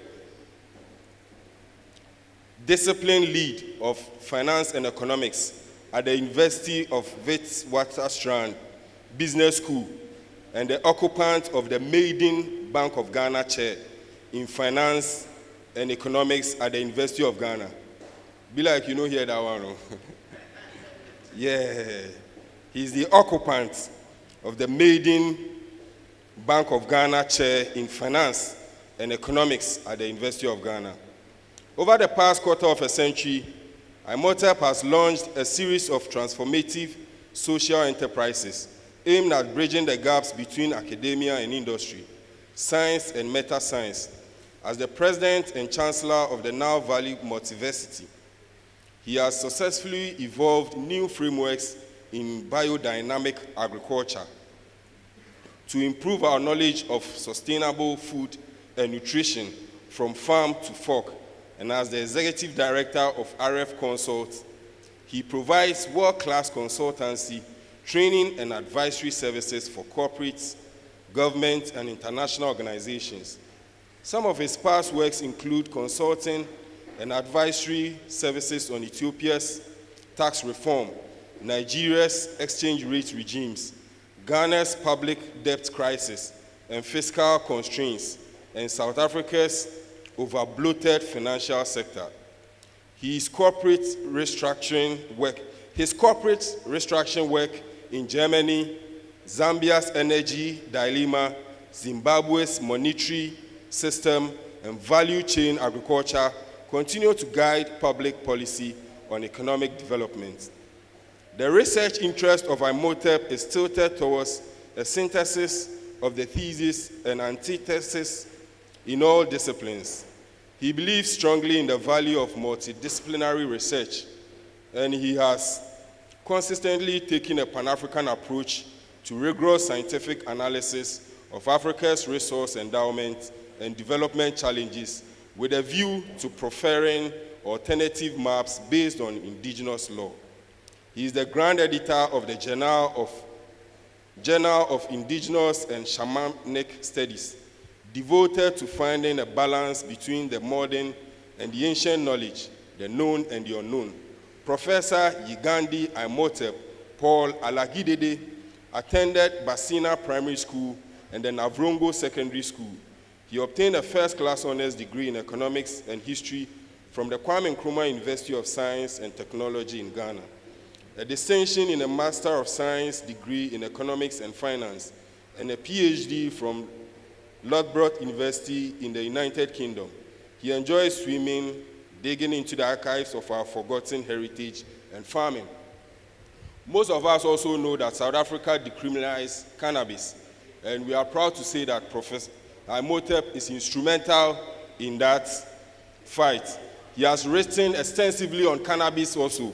Some of you, our magic plant. Yeah, he has his work on legalization of cannabis markets in East Africa, a critical review of contemporary issues and evidence, a research paper he developed together with his colleagues.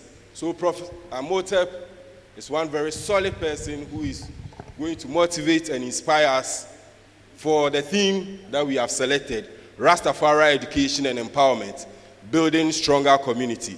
So my lords and empresses, with a round of applause, please let's welcome Professor Imhotep as he delivers the keynote address. Ja, Ja, Ja, Ja. Give thanks, my lords.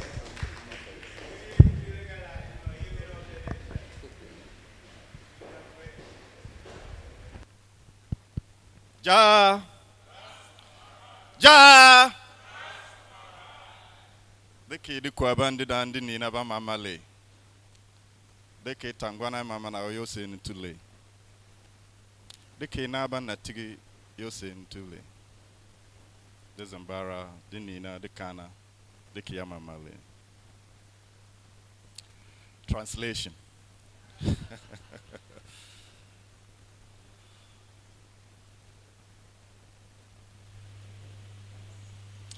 It's a great honor to have all of you here. Great Uncle Nash, we honor you. The great Professor Yafia Kanten. I met you a few years ago, but I don't think you remember. That's right, yeah. We honor your presence here. And our great brother and president, Daddy Bosco. We honor the presence of our brother here too. To all the elders seated here, we honor you. I seek your permission as your brother to speak. So with your permission, I go on. Thank you very much, brothers and sisters. It's a great honor to be here. And like President said, I consider this as a family union. So with your permission, I'll sit down and then I'll tell you a story, for that is the message for the theme of this event.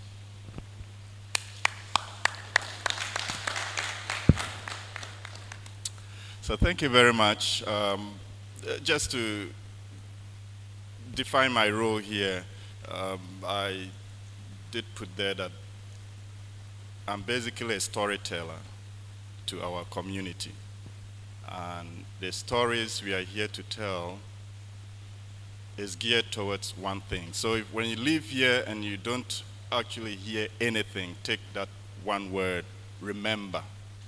Shall we all say remember? Remember. Remember. Remember. Ja! Rastafari. Ja! Rastafari. Ja! Rastafari.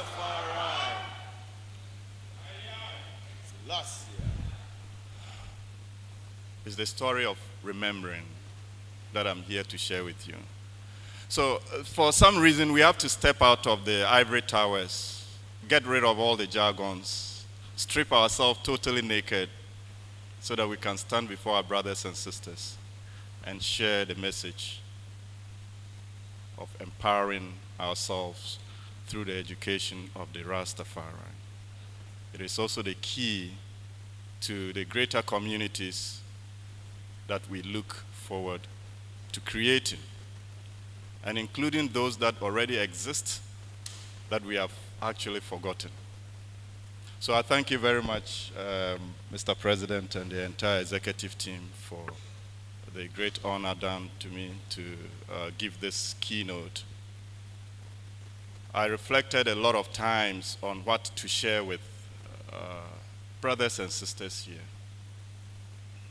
And what keep coming is just tell the stories that you know,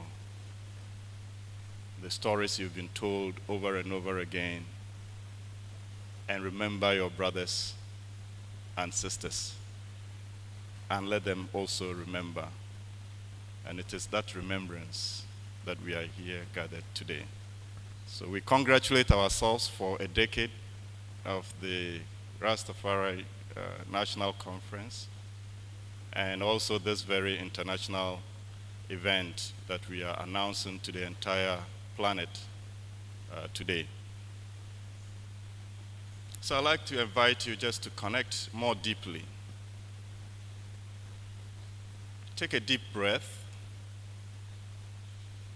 And when possible, you just twist your posture a little bit. You sit upright so that you are with me in this room. As much as possible, stay in this room.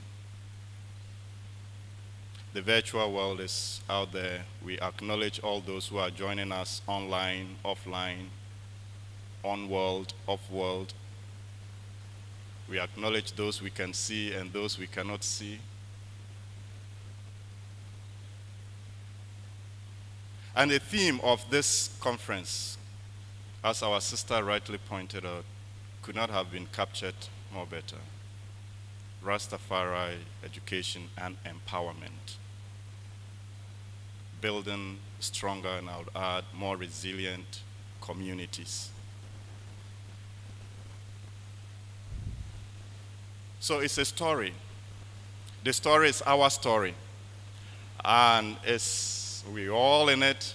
We are the creatures that are talked about in the story. We are the schemers, the teachers, and the students in the story. So as we listen to this story, we begin to link it also back to the theme of the conference. And what is really unique about our ancestors' way of putting things is that by just one story we can explain a lot. And we can really get down to some of the things that we want to understand in the dispensation in which we find ourselves. So once upon a time, Rastafari. Once upon a time. So there was a time when time actually began. But we know we also exist in a timeless world. The two must be there at once. There existed a colony of eagles and crows. The eagles lived in the high mountain tops. The high trees is where they occupy. They flew freely, had access to food, and life was really very honoring, easy, effortless. Down in the valley also existed a band of birds we call the crows. Now the crows were very intelligent creatures. They had learned the art and the science of being merchants. So the crows had invested a lot of money in growing corn. Now we will say in our current parlance that that corn is actually a very low grade, low quality corn. But there's one thing about the crows. Actually, if you look at the good side of the crow is the giver of law. So the maintenance of balance, law and order, freedom and justice, that's what the crow is. But on the opposite side, which is what we are more concerned about today, the crow are also very clever advertisers, propagandists, and good teachers for that matter. So the crow had spotted the eagles up on high, and they wanted a market for their cheap grade corn. So they advertised, they had a meeting, a family gathering like this, a gathering of the crows, and hatched a very beautiful plan. During the meeting, and it's a family meeting like this, they asked, Mr. President, what shall we do and push this corn to the eagles? Then one said, tell them that if they don't have our corn, life will be pretty miserable.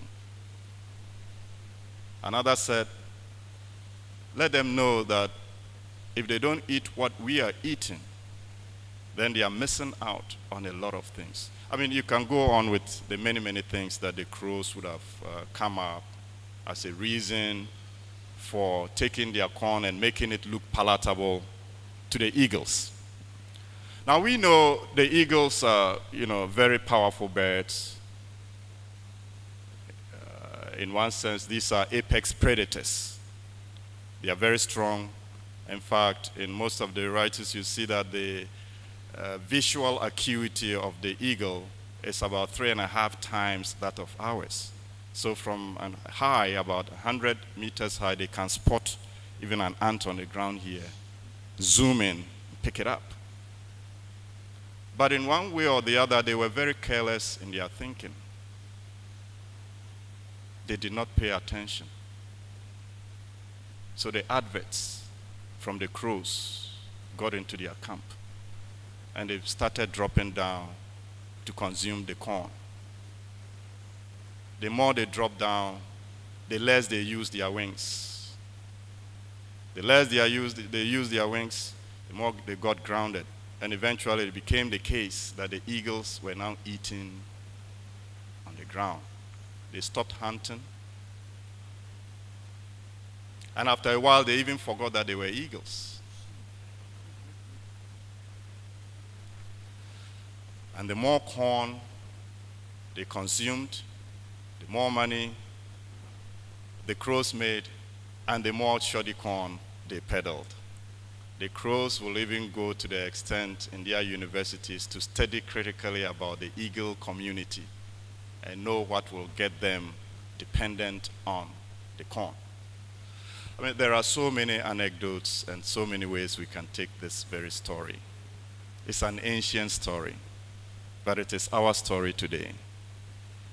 And in line with the theme for this conference, Rastafari education, we want to get back to understand what really happened to these eagles. Now, over time, these eagles actually started fighting amongst themselves. Husband against wife, wife against husband, brother against sister, sister against brother. And there was tension on the ground.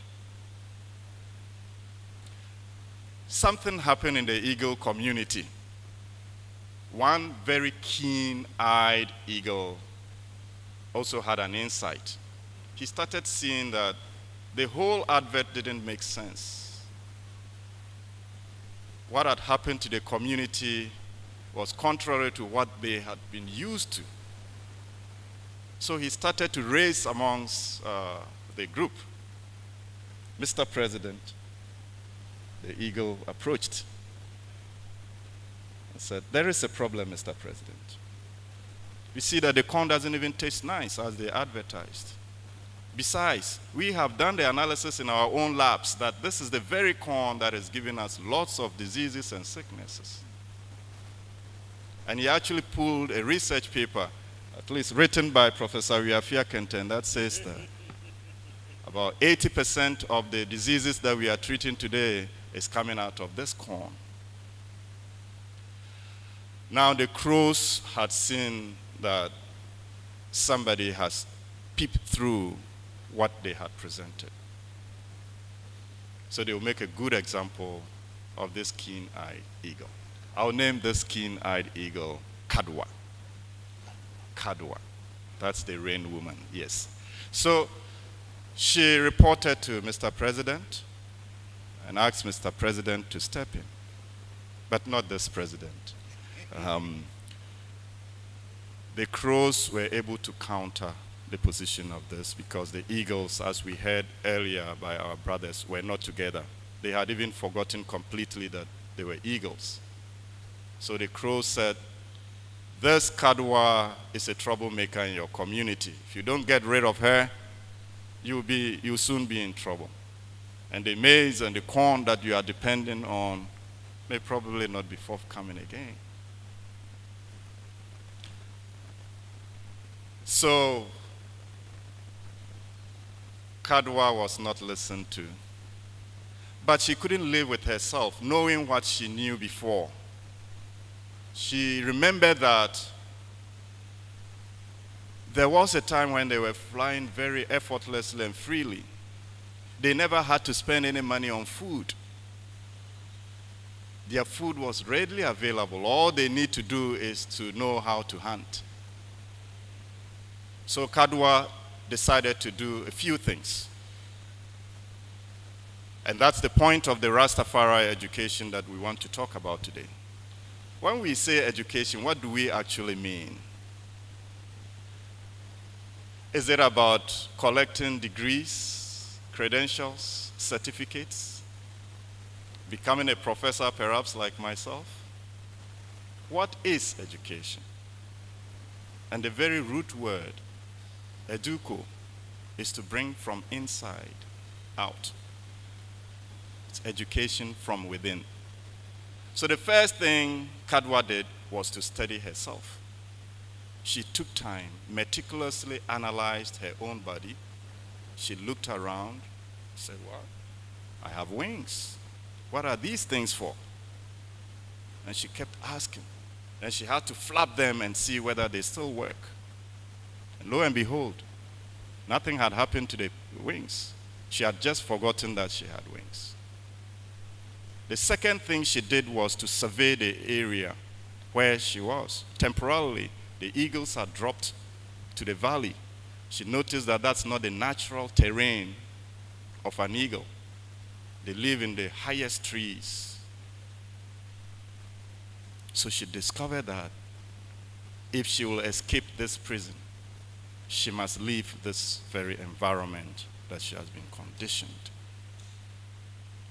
The third thing Kadwa did was to study the neighborhood in which she was living. Here are the band of crows that are determined to keep their system of economics, food production, agriculture, healthcare, and etc. in place. And she discovered that, for the most part, the community, in this sense, the Rastafari community, had forgotten, for once, who they were. So everybody was grounded. So off Kadwa went. She took off and flew up, enjoying the free skies. Food was all abundant, and she was totally free. Of course, if many of the eagles were to discover what Kadwa had done, the economic system of the crows would have come to an end. But perhaps it never did. But hopefully, with the word remember, many eagles will begin to take flight again and enjoy the free skies. So let's transition a bit and see what this Rastafari education is. First of all, it's important to see what Rastafari education is not. It is not about collecting degrees, although that may be important. It's not about credentials, although having credentials may be important. But essentially, it is education of self. The Rastafari, as our ancestors have already showed us in many songs and many philosophies, we are the children of the great Almighty. And being children of the great Almighty is to exemplify the mightiness of that great Almighty in this very paradigm that we find ourselves. So Rastafari education, therefore, it's about that quality. And when we go back to our ancestors, in all the ancient temples, the first inscription that they always write is, "Know thyself." Of course, many people would copy this and make it their property, but it doesn't really matter. The essence is to know thyself. Like Kadwa, when you begin to notice that you are an apex predator and not a prey, and that you have wings, and that being on the ground is not your natural path, that knowing alone is more important than any number of degrees or academic qualifications that you can obtain. And knowing that self is about self-study, self-analysis, and the critical mind that is required to do that level of introspection. I must say that the environment we live right now, or the dispensation in which we are right now, in fact, external education will no longer be sufficient for us. Our ancestors lived with the land. They were part and parcel of the land. They honored all the things on the land here. And the simple prayer I said at the beginning in the Kasana language was actually honoring all the systems of realities that exist here. Honoring the sea that is just next door to us, the Great Mother, and all the rivers that are pouring into her. Honoring the very foundation upon which we step our foot here, the belly and the womb of the mother.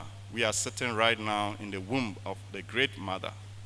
And honoring all the feminine energies that are fully awake right now, showing us the way to go and what to do. So that education system, that's the Rastafari education, is deeply rooted in our ancestral law, religious or spiritual, if we want to put it that way. But it's related to the issues that our brother talked about. A few years ago, I returned to do sabbatical at the University of Ghana, and I was very interested in studying herbal medicine. And that's how I came across my great brother here, Professor Wiafia Kenten. So I actually visited his clinic, because at the time we had come to a pivotal point in our healthcare delivery, that if we want to go the way of the crows, we cannot print as much money as they print. And we cannot dissipate so much energy when the solutions to our health problems are just within reach. And so when we look around, even the trees here, like they said, a carpenter sees everything in terms of nails and hammers. If you take a herbal medicine person, any tree that you see, any plant that you see around, will use it. It's medicine, it's food. For somebody like me, everywhere I go, what I see, because I studied economics and finance, it's just wealth that I see. So how did the wealthy people suddenly become a nation of developing and debt-ridden? How did the eagles drop so low to that level, where they could only survive in low quality, cheap grade, and very expensive corn? And that's where the Rastafari education of this very dispensation has to really turn our minds back to the basics, which is rooted in the land. We lived in fresh communities, not so congested cities like what we have right now. There's so much abundance of land around us, but we are all trying to squeeze ourselves into the limited spaces that are available here. And there's so much opportunity for which we can take advantage of. So, like Kadwa, my invitation to you is to do that same introspection that she did. First, study yourself, which is the book. I talked about the 3 books that you need to study.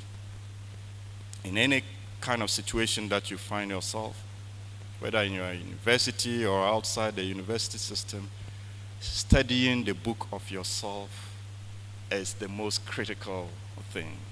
It so happens that today we have studied so many other books, but the one that is very unique, our own constitution and our own blueprint, has never been touched. It has never been opened.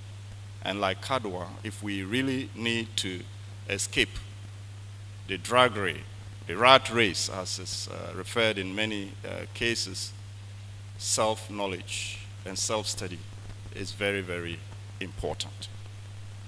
Now you may ask yourself, how do we go about this? Because it's easy to point to studying oneself, but how do we start it? And it starts with even places like this and events like this. This is not a linear event. By the nature of the presentation and all the collection of different people that have come here, it's the beginning point to think and at least open ourselves up to alternative knowledge that is not so mainstream. And I think the Rastafari Council Ghana and all the global network and the Pan-African associations that are connected with it have done a great deal of work to continue the conversation and keep us reminded that there is a much larger vision that we can look into.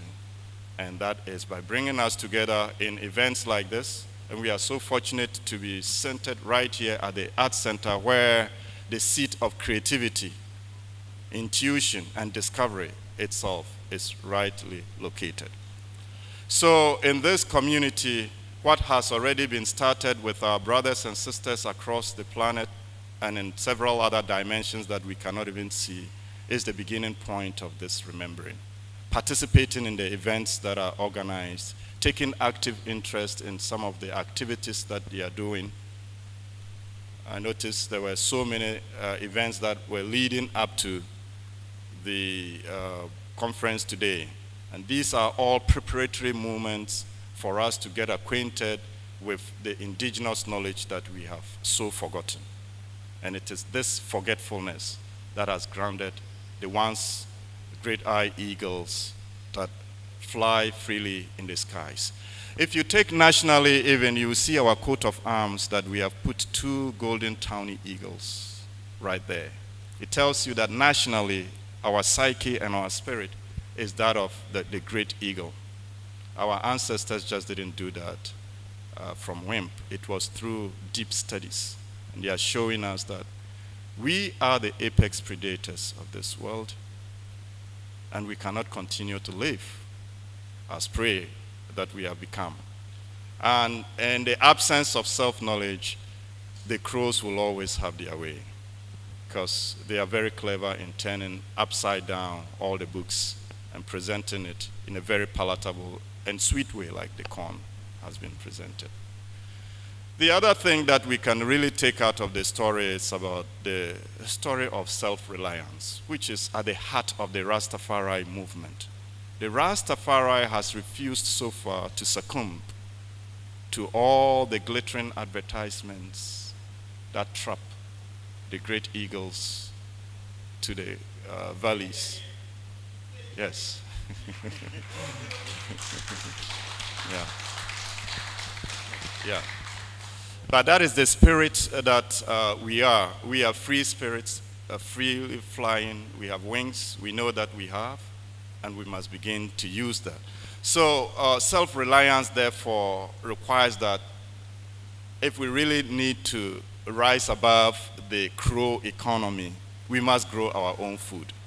This is non-negotiable. And back to agriculture is the way. I have done all the literature review, and I have looked around and seen all the evidence around, and I've not seen anywhere to generate wealth other than agriculture. It is the basis of existence. It is the basis of all communities. So in our network at the Nile Valley Multiversity, we actually have the School of Meta Agriculture. We go back to our ancestors. We ask them, why are we complaining about climate change? Back in the days, you call the earth gods and goddesses, and they make a few incantations, and the drought has to go after those libations have been poured. So we knew how to speak to the elements of water, of air, of fire, and the earth element in which we are deeply rooted. That knowledge, unfortunately, has today been forgotten. I took a look at the educational system and what our children are going through. There's quite a lot of things that are outside our frame. So that type of education that calls for self-reliance, reliance on our ability to understand the earth that we live in and grow the food that we eat in this country. There's no reason why eagles will be dropping down to eat shoddy corn grown by crows. 60% of the arable land in the world, according to some estimates, is still here in Africa. It hasn't changed. The most lovely rivers and water bodies, fresh water bodies. Over here in Ghana, we've destroyed most of our rivers, unfortunately. We've killed ourselves in many ways by polluting those rivers in the name of trying to get a few minerals off the ground. But even with that, and down here, you can see if you take a few steps to the coast, you've seen what we have done with the water bodies. The education of the Rastafari is about honoring these natural phenomenon for which our very life and our essence depends on. We cannot make it without the various natural systems that support our very existence.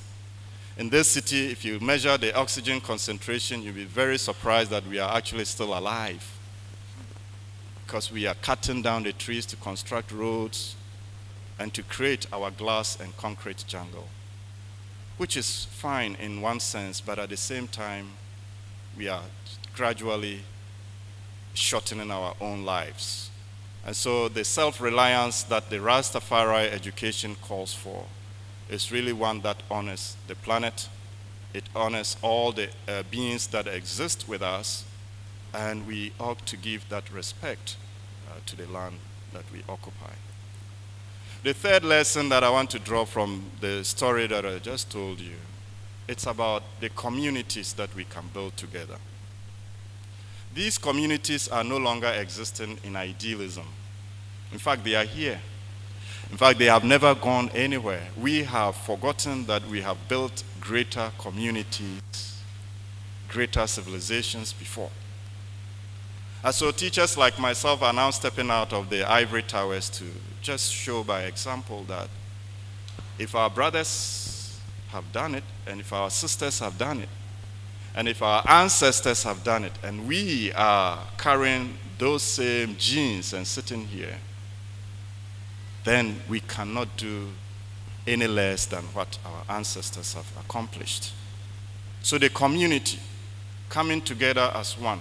Our sister sang many years ago, Harambe,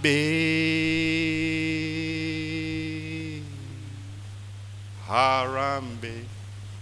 We also talk about it. I and I. In Southern Africa, we say Ubuntu. It's that spirit of community, oneness. Yes, we may sit here with different hairstyles, colors, height, body sizes, etc., etc. But in the essence, it's I and I. What you see in your brother and in your sister, it's you. And it is this type of education that is rooted in our indigenous knowledge of our oneness and togetherness. That is the key, again, back to the high mountain tops where the food is abundant, the air is freely flowing, and we don't need to print money or to go beg money from anywhere to survive. We are natural progenitors of this system. We are the real owners of this very place. But if the landlord forgets temporarily that he is the landlord, you can get tenants taking over.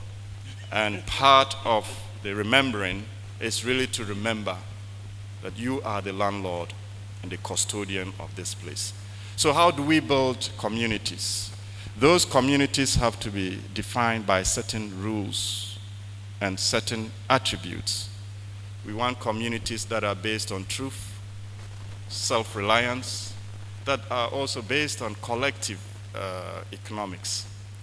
Many years ago, Mwalana Kwaranga talked about the 7 principles. The ones that are very unique to our talk today is really about Ujamaa and Ujima. We're talking about cooperative economics and also self-reliance and self-help in many ways. So this kind of cooperation really, as we go forward in our evolution now, will become the standard for measuring whether you are going to stay on this planet or not. We have seen what the competitive model has done over the years. In fact, over the last 4 or so centuries, we have gone so low, far lower than the level of the beast in this competitive, globalized economy made up of conglomerates, trying to control almost about everything. Unfortunately, it hasn't worked, and we have seen how far that society can go. In fact, there's no further mileage ahead of that kind of community. And that brings us back to where we were before as Rastafari community and as Rastafari group, that the communities we build should be self-sustaining. In our network, we've provided some examples that we can have agroecology systems. Where you enter into that agroecology system, it's already self-supporting.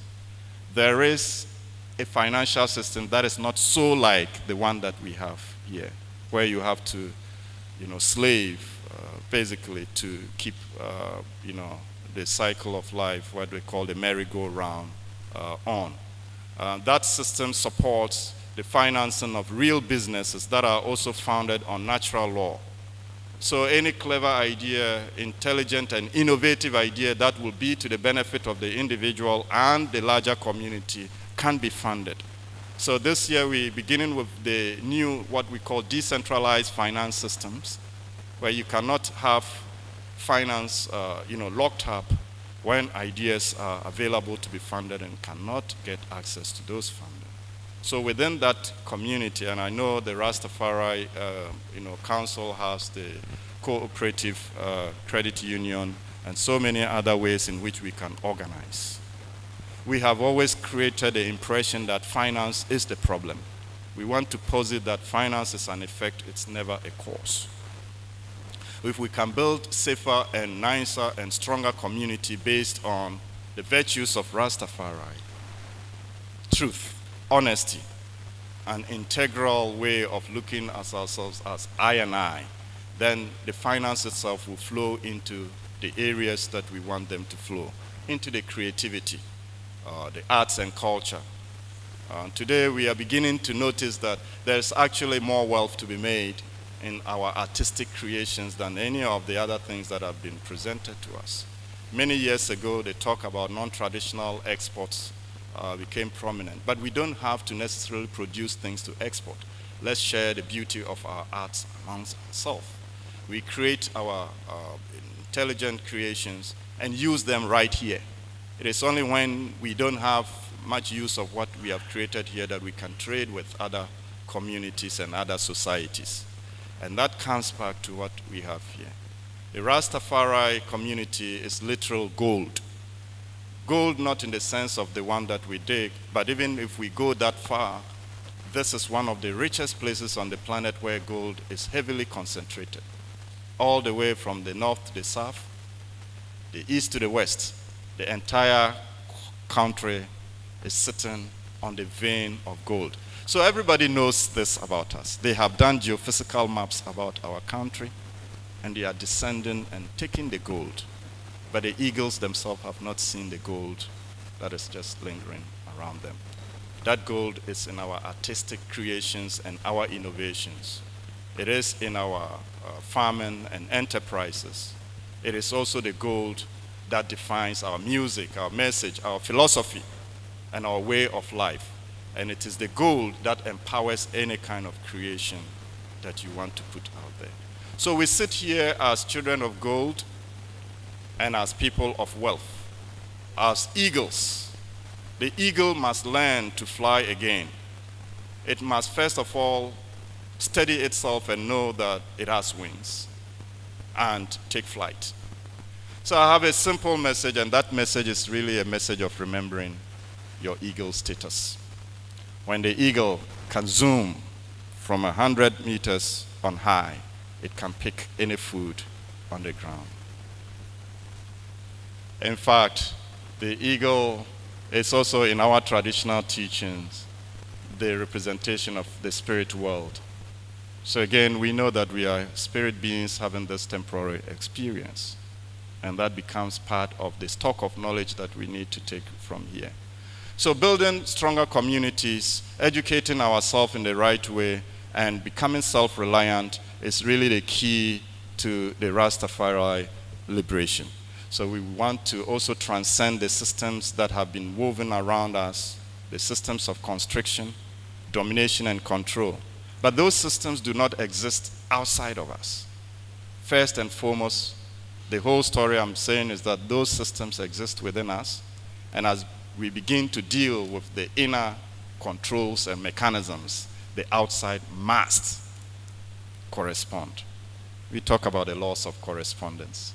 As above, so below. And as below, so above. As within, so without. And as without, so within. Our ancestors taught us that it always proceeds from inside out. Educating means we must educate from inside out, so that we begin to see who we are first and foremost, recognize our gifts. Why did you come in this incarnation? Why are you here? Why do you have the talents that you have? And what can you do with them? Such questions should find its way into the fundamental curriculum of the Rastafari education. And as we go deeper and deeper into our evolution, we are presenting alternative paradigms of education that is also freely available to the Rastafari. We have always maintained that education is free. But it's very costly in one way: effort. It takes a lot of effort to dig through the facts that Kadwa had to dig through to find out about herself. It takes a lot of energy and wisdom to look around and see what everybody is doing. Kadwa saw what was trending, but she never followed it. She saw what everybody was doing in the community. And it's also important, as Rastafari community, which this community has done very creditably, is to stand on the integrity of your own mind. And if there's anything that the Rastafari community has done so well, it's the fact that you stand in your own identity and uniqueness. And that is very important as we begin to redefine the paradigms and the frontiers of knowledge. And we are refocusing our attention that if we talk about education, even at the highest level, in the universities and beyond, it starts with us. So when we opine on, when we philosophize, it becomes the law. But not until we identify our eagle wings. Our words don't go very far. So the Rastafari that has found out about his or her eagle status become an unstoppable being. That is the one we say, you are the child of Jah, the Most High, His Imperial Majesty, Haile Selassie. And our great ancestors have already shown us. They laid the foundations. They showed us the way. There are examples. There are so many monuments and symbols for us to just remember. We are sitting here not too far away from the Black Star Square. That's a whole monument of study. You can write a whole PhD thesis on that symbol. Why is it located there? Why is it linked to that arch over there? And all the other monuments that surround it. So the symbols for remembering are all around us, but we don't read them. And then we are also sitting not too far away from the equator line itself. In fact, this is the center of the planet. And we have known this for some time. But it seems others have utilized that knowledge much more than we have done. A few months ago, I was at Greenwich in London, and I saw where they passed this Greenwich meridian all the way and passed it. This was human beings constructed this imaginary line. But it passes through here too. So a few nautical miles away, we are right at the center. So our ancestors said this is the gateway. It's a portal. A gateway can lead to many places. It can lead to the infernal worlds. It can also lead to the most elevated worlds. But we know that this is a gateway to prominent and important portals of the planet. And everybody that knows about this knowledge is very interested in this particular land. And that has to become part of the Rastafari curriculum. We need to teach our youth, our children, and the next generation that step into our shoes as we retire about the knowledge of our people, the greatness of what our ancestors did here and what is still here. So for a very long time, we've been told that the black people have not done much in terms of contributing to science, to technology, etc. That is not part of my work. My work is really to synthesize and show in the essence what we have here. So we don't have too much time to waste on those type of projections, because the work of Sheikh Anta Diop in the African origin of civilization, the work of some of our ancestors like Joseph Ben Johanan, Henry Clark, and so on and so forth, have laid the foundations very, very clear. In the book, they came before Columbus. Van Settimer documented all of the evidence to show us that we have been all over the place. We didn't even get to the New World as slaves. And that is something that our textbooks have to also, come full circle, because black people were all over the planet. It wasn't slavery. Slavery may have taken some of our ancestors. That's only 400 years ago. We have existed here long before that. In fact, trillions of years. At the moment, there's no carbon dating system that can actually track how long we have been here. A few days ago, I was studying the ant colonies at the University of Ghana, and I just posed the question, how long have you been here, guys? And the ants responded, 60 billion years. Traditional knowledge in the textbook says that the ants have been here 250 million years. So then realize that these guys cannot go beyond base 10 in their mathematics. So you can't calculate anything beyond 250 million years. But that is the education that we have. It is still here, it hasn't gone anywhere. And the key word is to remember that we have a system of education that is deeply Rastafari, and it's a way of life. And that way of life is just the simplicity. We can strip all the titles and all the outer fanfare and get to the essence of what it is.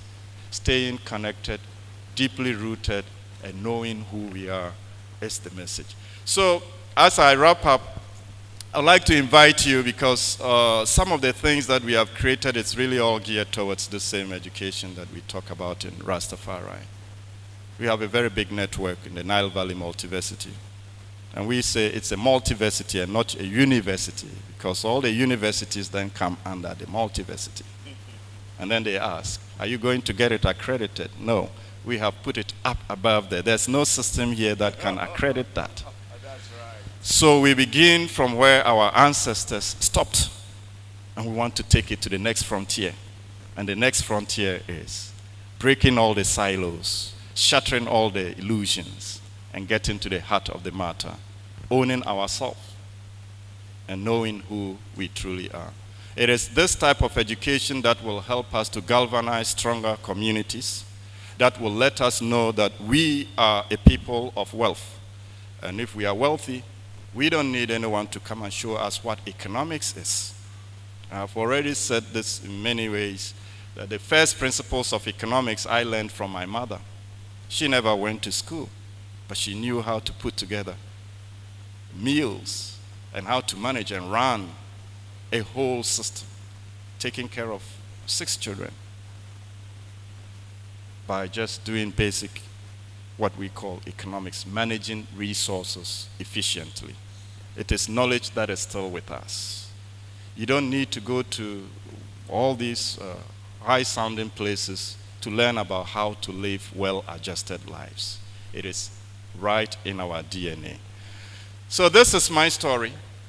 It is a story for you to remember, the eagles that you are. And in all our symbols, we have always been presented as apex predators.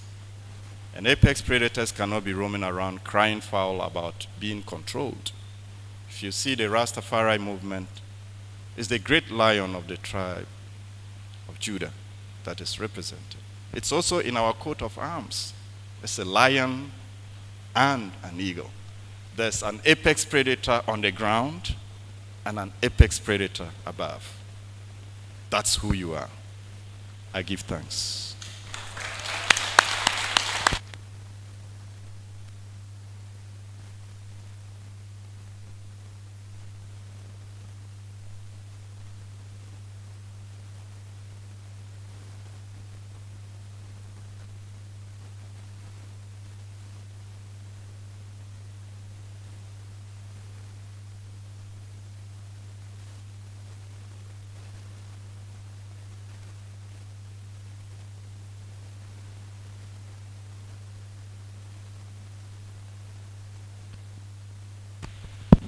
Yes, sir. We give thanks to Prof for that powerful presentation.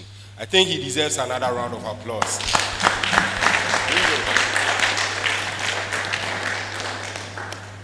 So yes, we have heard a lot. Thoughts have been provoked. Certain minds have been awakened. I believe some of you have certain questions clouding your thoughts that you want clarification. Prof is here at this stage. We invite some questions for clarifications. So if there is any question you want Prof to clarify, please come forward and ask any question you think based on what you heard, the presentation so far. Rastafari Education and Empowerment, building stronger communities. You've heard the story of the crow and eagle. Michael, you have a question? Yes.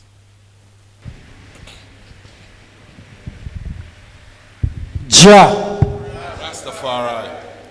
Prof, when you were talking, you made mention about the importance of our ancestral knowledge and the fact that it will help us when we go to that knowledge and use that knowledge to guide our footsteps. So I want to ask you, how do you now justify the importance of technology now and their ancestral knowledge? Because our ancestral knowledge talks about spirituality.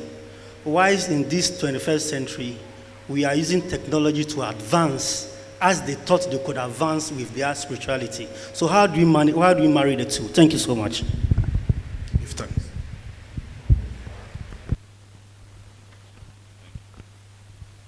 Thank you very much, my brother. I honor you for that very important question. The current technology that is going on is not new. We are that technology too. So in a sense, the ancestral knowledge is not in contention with technology. We find ourselves in a dispensation where we cannot do without technology. So I see myself many times using these tools, ChatGPT. Now we have AI tools that can do almost about anything. That is just the mechanical part of your brain. They have just put it in devices for you to use. But if you know how, like what I'm saying, if you are the eagle kadwa, that takes time to study. You will see that that tool is already in you. It's not outside. But for us to see, the cruel way is to put it in a device so that you can use it, which is also fine. But don't let it use you.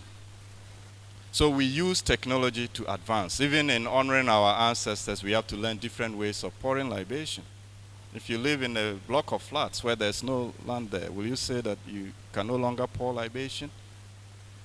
And then you live in an environment where it's just not possible to stay connected, as I have said. There still are ways around it. So technology is very important in this dispensation, and it's important for every Rastafari to become aware of the modern technology that is ongoing and how we can better it. Very often it has been presented in the negative. We don't see technology as something that can take over us. Nothing takes over the Rastafari. If you are deeply grounded, you know that this is a tool that you created to advance your journey. We can no longer farm the way that our ancestors were farming. The bullock plow is still useful, but it cannot give us the amount of acreage of land that we need to produce the quantities of food that will be consistent with our consumption habits these days. We have become a conspicuously consuming society.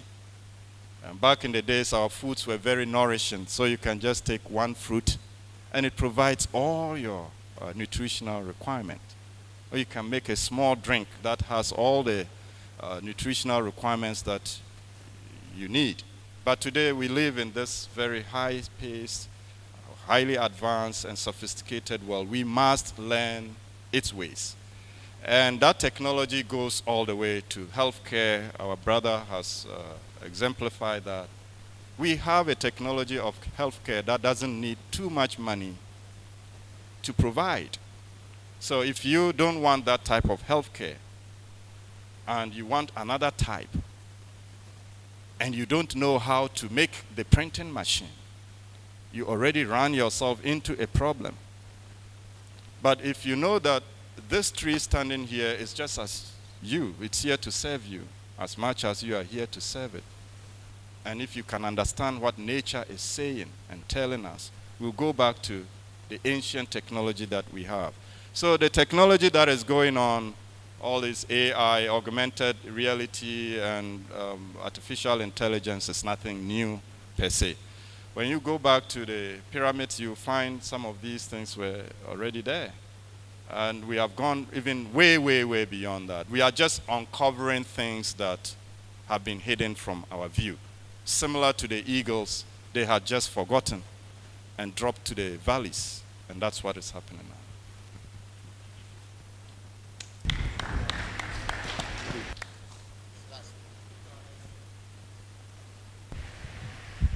Yes, Prof. Thanks so much for being able to reveal ourselves to us. And that's been what motivates most of us as Rastafari, young youth, to pursue this career. But what I want to ask is this: since we've been infants as youths, all I know about the economical aspect of the government is, after reading budget, they said they're going to source of funds. And when you compare these things to like our education in the system, from Christianity to everything, why is it today that they still, our leadership have so much embracement or for the lie or the falling aspect of Africa, and it's still, how long does it take, what sort of education does it need for the leadership of Africa to be little balanced to favor the people who they really want, they are sent there to serve? What does the leaders need any form of education like what you are doing? Because these things have been out there for years. People are researching, and they are the same people who they are not in power. They will tell you, but what does it take now for the transformation of the leadership? Because everybody said the problem of Africa is leadership. So what does it take does it take the individual to pursue, or what form of leadership or what kind of education should be given to the form of leadership? Or do we need to have alternative education? What really needs to be done to balance a bit the system of Africans' empowerment or the leadership? Thank you very much, my brother. The education system that we have now is what has produced the kind of society that we have. I'm also guilty of the system that we have right now, because I've spent a lot of my time studying it and teaching it. So we are all part of that system. Now, very often I see Rastafari, you want to go against the system, but the system is you. We taught what those leaders now are using. And we are the students, we are the professors at the same time. So if we have sat down and analyzed, like Kadwa, and found, critically speaking, that this system hasn't served us, then the other questions we must ask ourselves is, what else can serve us? And that's why we position as the Nile Valley Multiversity, as a system of education that is rooted in our traditions. So the leaders we have today, and I'm glad that President highlighted, we cannot stay out of politics. Get involved by all means. It's just that know that it's just one form of reality that you can participate in. So it's okay for somebody to be the black color and another to be a blue color. It's okay for all of us to have the different views together. And our work is really to synthesize, take the best of the left and the right and center it. And that's the kind of education that we are focusing and advocating today and from now on, which is what I call the Rastafari education. It's education of the middle path. It takes the best of the dark and the light. People think the light is all good. But if you go to other extensions, too much light can also be very, very bad for you. So we want to take the best of both the light and the dark and fuse a center point.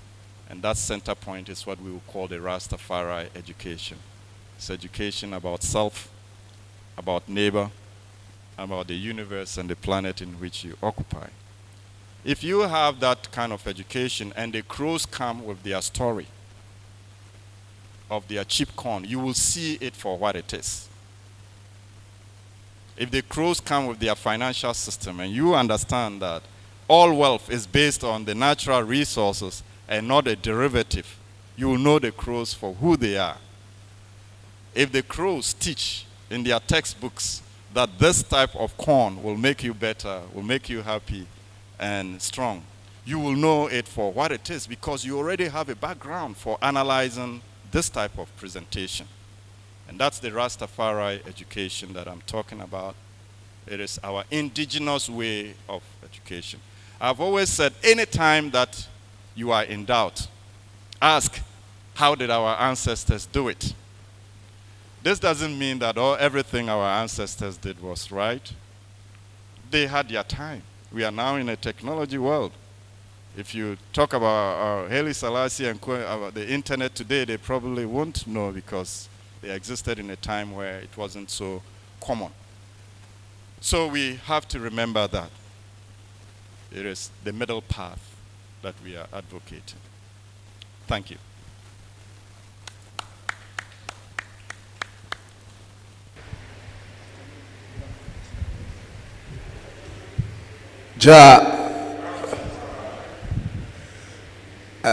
Prof, please, you talk about self-realization and also self-empowerment and then knowing thyself.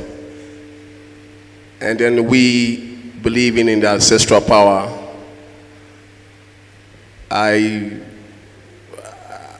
We have to my opinion and my suggestion, in the Rastafari movement, we have musicians, some of us are musicians, we have priests, we have carpenters, we have, all sorts of talent and spiritual gift.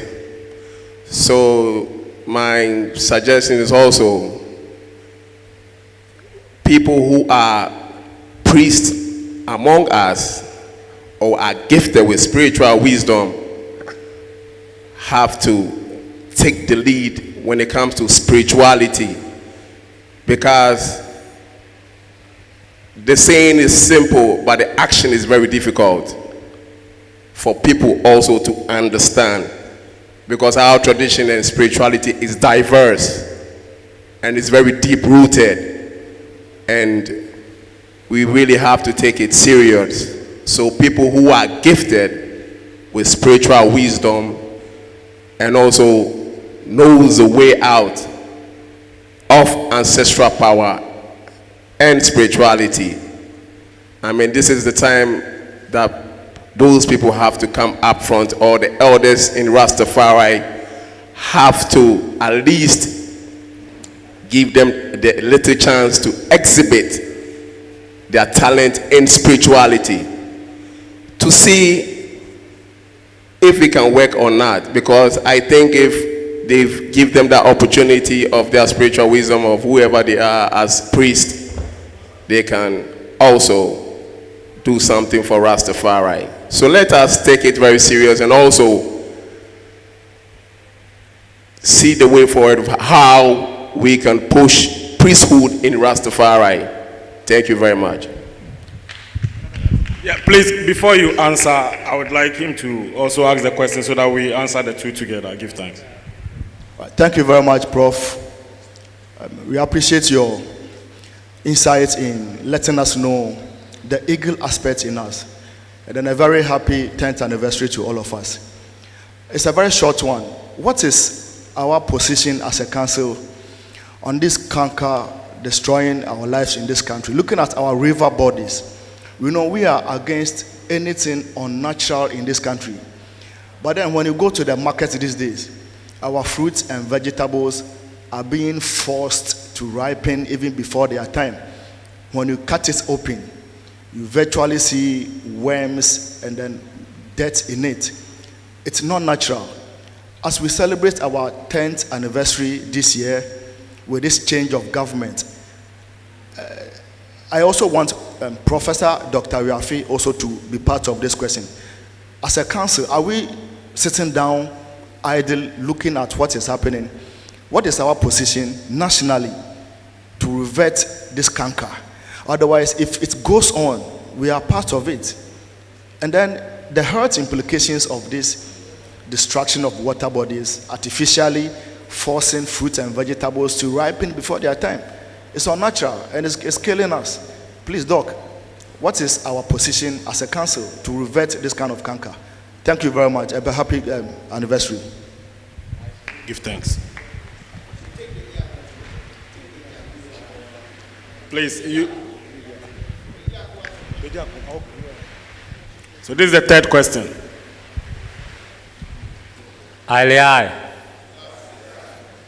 Mine is an admonishment and a question. First, black people not need to be afraid of certain things like God somewhere and some kind of spirituality that people can't explain. And also, we shouldn't think too much about what people will think or say. Because of my work, I chanced on a drug that its side effects shows that when you take it, that drug is for depression. When you take it, you can feel a little bit happy, worried. You can feel like killing yourself. Sometimes you laugh and do all sort of things. That is the side effect of that medicine, that drug. But yet still, people read it. And because they think that it is the white mountain and it is the only answer for what they are suffering from, they still go ahead and take it. So we shouldn't be afraid of certain things. That especially comes from other places. My question is that over the years, this is the 10th edition, we have been hearing speakers one after the other. We make the resolutions, but implementation, human beings are not equal. Some will need help, some can do by themselves. As we are here, and what the speaker, some of the things he has said, if we want to do it, there are certain people within us that we must help to come to that stage. But when we leave it like that, and live today, and come the next year, some of the things would have gone away. So, please, what are you doing? I'm asking the speaker and the doctor, because when the doctor was speaking, he talked about something that will be very profitable, not only to the Rasta people, but profitable. What will you do, or the panel, what will be the steps so that we can bring these things to practicality? Thank you. Rastafari. I think after the three answers, then we go on. Thank you very much. I want to give an answer to the questions being asked. It seems we are living in a dream world where everyone wishes to have something here and someone somewhere is building that thing for himself. Our education system is very bad and poor. And it's a way to fight us after colonialism. We learn about proverbial mathematics in school. 2x minus y, where you come in real life and never see y on the street. And you never see x. And the reality is you getting a loan after school to start a business, and you are told that you have to pay an interest of 5,000 cedis after taking a loan of 10,000 cedis. Therefore, you pay 5,000 and later it will remain 5,000 to pay. That's the beginning of your mathematics you learned in school, 2x minus y. Then you find y, where y will be 10 minus 5, remaining 5. You will never be told the reality. And I defined myself differently. And now I'm no longer what the school taught me to be. I defined myself. And I at the age of 30, I had 17 cars. Yes. And Ras Levi knows me. Because I had to define myself from my roots, from my ancestry. You get my point? From 1829 to 9 February 1979. This man was there over 100 and almost 162 years. Very powerful man. And this was the generation. In my home, we've never had, physically, I've never seen a funeral done in my home before. My grandmom is there, 106 years, very strong. My grandfather's elder brother was 146 years. Very strong. A gentim from Kwau, Nkoko, there is a town called Antwikrom, and that entry was able to dance in the skies. And there's the man, Antwikrom. Those days, they called the place Adroye. Adroye, that time, they used to call him Adrowura. From Adroye. The white people used to come to him to dance kete, to learn how to dance and drum at Adwa.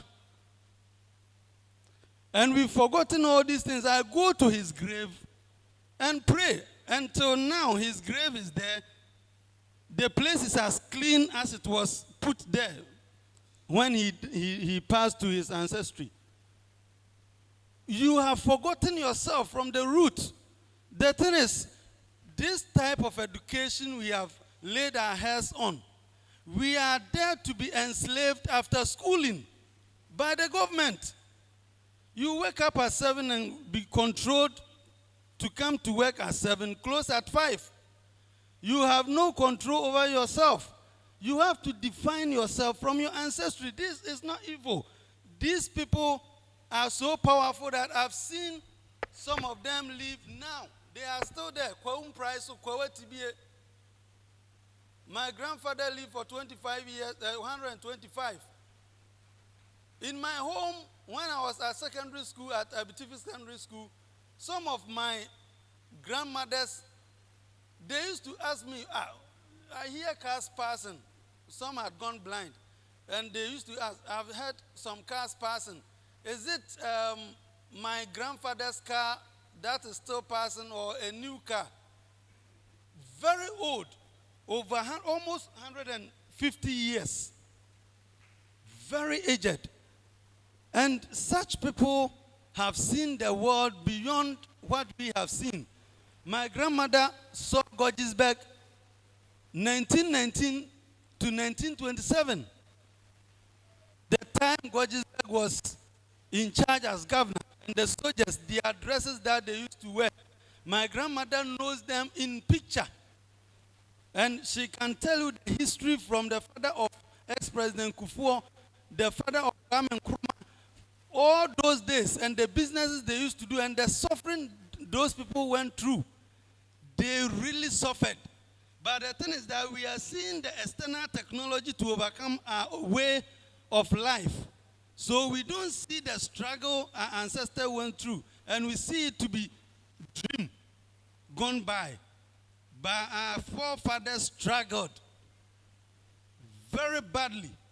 And my grandmother told me that they used to walk from Kwau, Atibie, and Abetifi, Obuono Etifi. And they used to walk from there to Asante Mampong. They used to walk from Kwau to Accra, the shores of Accra, for salt with their dogs. So the dog will be protecting you. Then a time will come, you can train the dog and send it to come and buy the salt for you.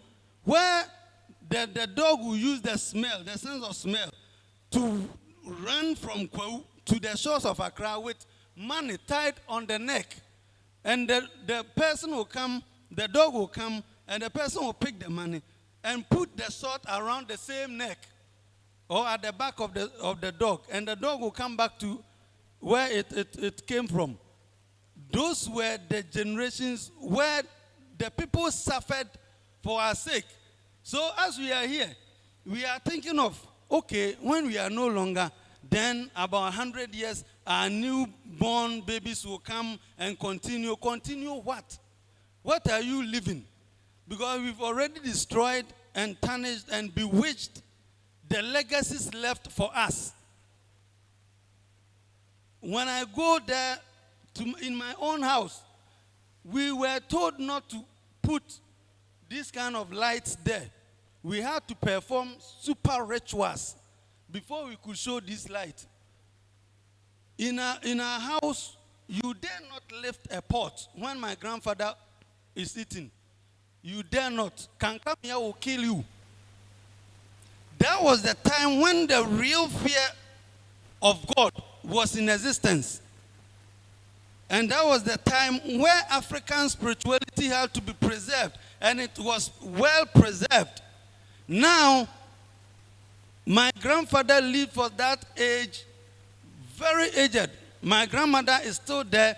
You go in the morning, when the moon shines in the evening, my grandmother will fetch water into calabash and put it there in the morning. Then in the evening, when the moon is there with the galaxy behind it, my grandmother will chant traditionally and lift the calabash to the skies and pray for the children and grandchildren. And whatever they did came to pass. Me, I was born on a river bank. I wasn't born at the hospital. My mom was at the pineapple farm, and she gave birth to me at Daborahu at Nkoko. And there was no telephone at that time. She took me and shouted our traditional way. Ooh! My grandmother came. They took me and prayed to the river gods to guide me. And I don't fear anything. I can walk in the darkest part with only my leg, without my eyes watching any tree or stump. That's where how my home is. And when it comes to religion, the understanding of religion is different from the African spirituality and life. My grandfather was once going to Boko. That's where one of the gods that descended on him, Yihaya, one of the most powerful French river gods, descended on him. My grandfather met a group of robbers. They started fighting themselves and choking themselves with knife. That's how powerful Africans have been. You are so powerful within that you just eat and sleep, go to work, come back, look into the skies, then watch television, sleep, wake again.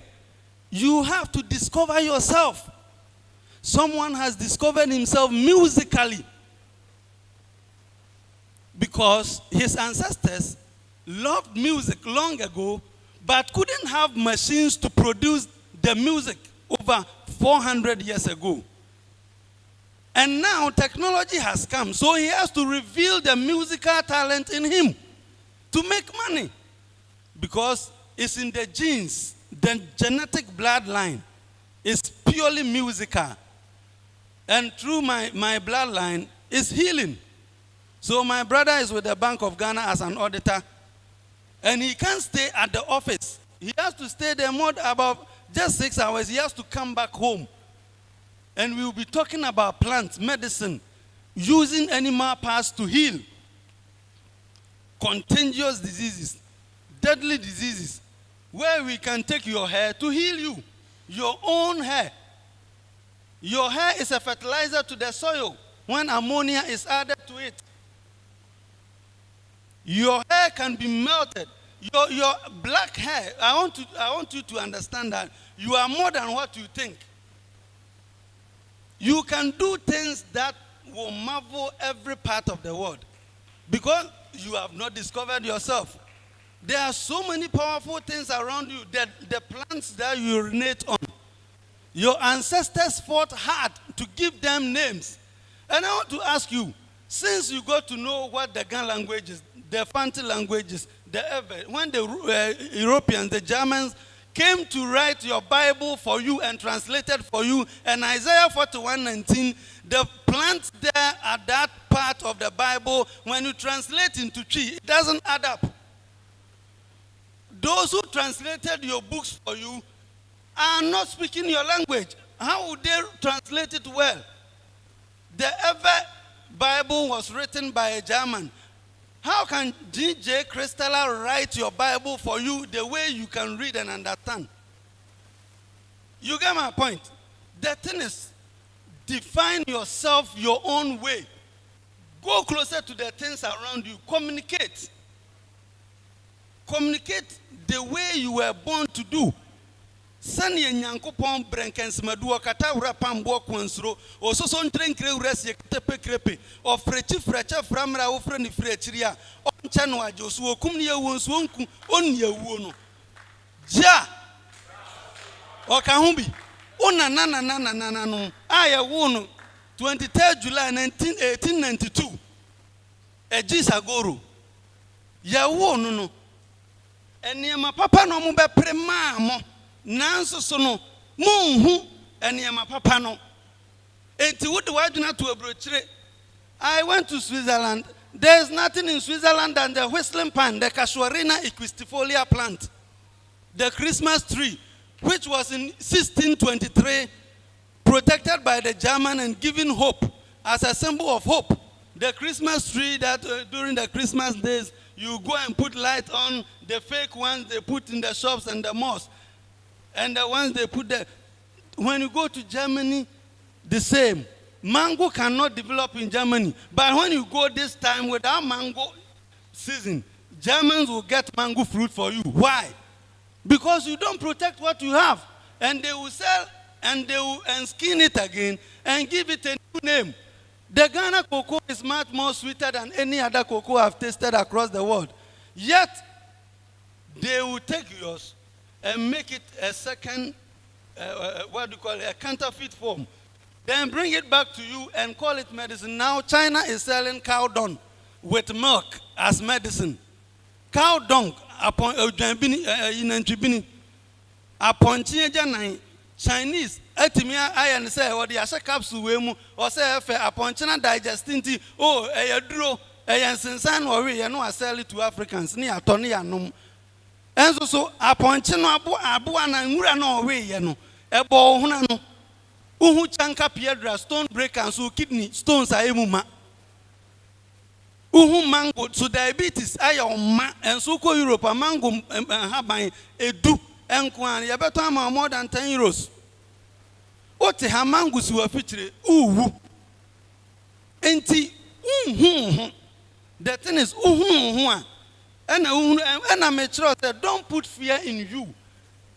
Never choose religion. Choose a way of life. Never choose religion. Religion could be so much scam. Religion will put fear in you that when you die, you are going to be burned. Your physical skin could not burn on earth. How does your spirit burn? Define yourself. If your physical skin could not burn, how is your spirit going to burn? Define yourself. The thing is, move away 70% from the things taught in school. Your children, teach them the way of life. Thank you very much, Prof. Don't teach them the classroom things only. Speaking Thank English you is very nothing. much. Speaking German is nothing. But when you go there, you see it's something. It's only something in their own lands. But here, speaking my 48 languages and 385 languages, 3,855 languages in Africa, is everything. Europe has only 16 languages. You have over almost 4,000 languages in Africa. Yet, we can't say good morning in America. Yet, you embrace the teachings of His Imperial Majesty, Elia Selassie. You can't say good morning in America. You can't say good afternoon in America. Your own African languages. When you are speaking it before the Westerner, you feel shy. Me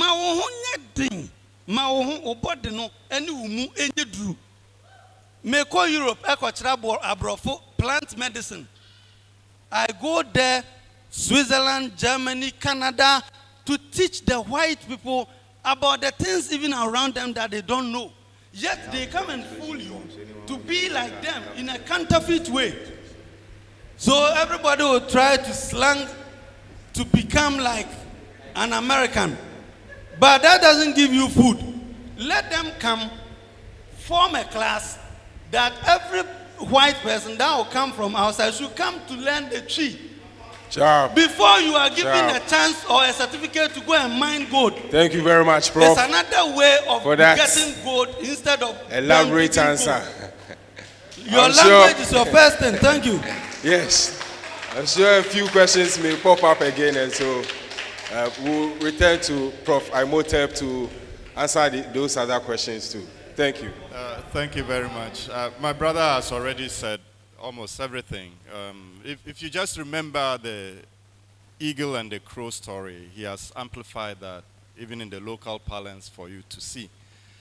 So to our brother, we have the priesthood, and most of us are called into the priesthood. A year ago, the president of NATAV, the National Association of Traditional and Ancestral Venerators, wrote an article calling for the institution of a day for us to also honor. These things have been there. It used to be the case that when we have public events, they will respect all the religions that are here, all the belief systems that are here. So Nanawi had written an article on that. That is published in the Journal of Indigenous and Shamanic Studies. Those of you who are interested can look at that. I think now we need more education more than ever. And like I said to you, education is not about getting certificates and credentials, although that may be important. The emphasis is on the education that the priest taught. The priests used to be the teachers. They are the magicians.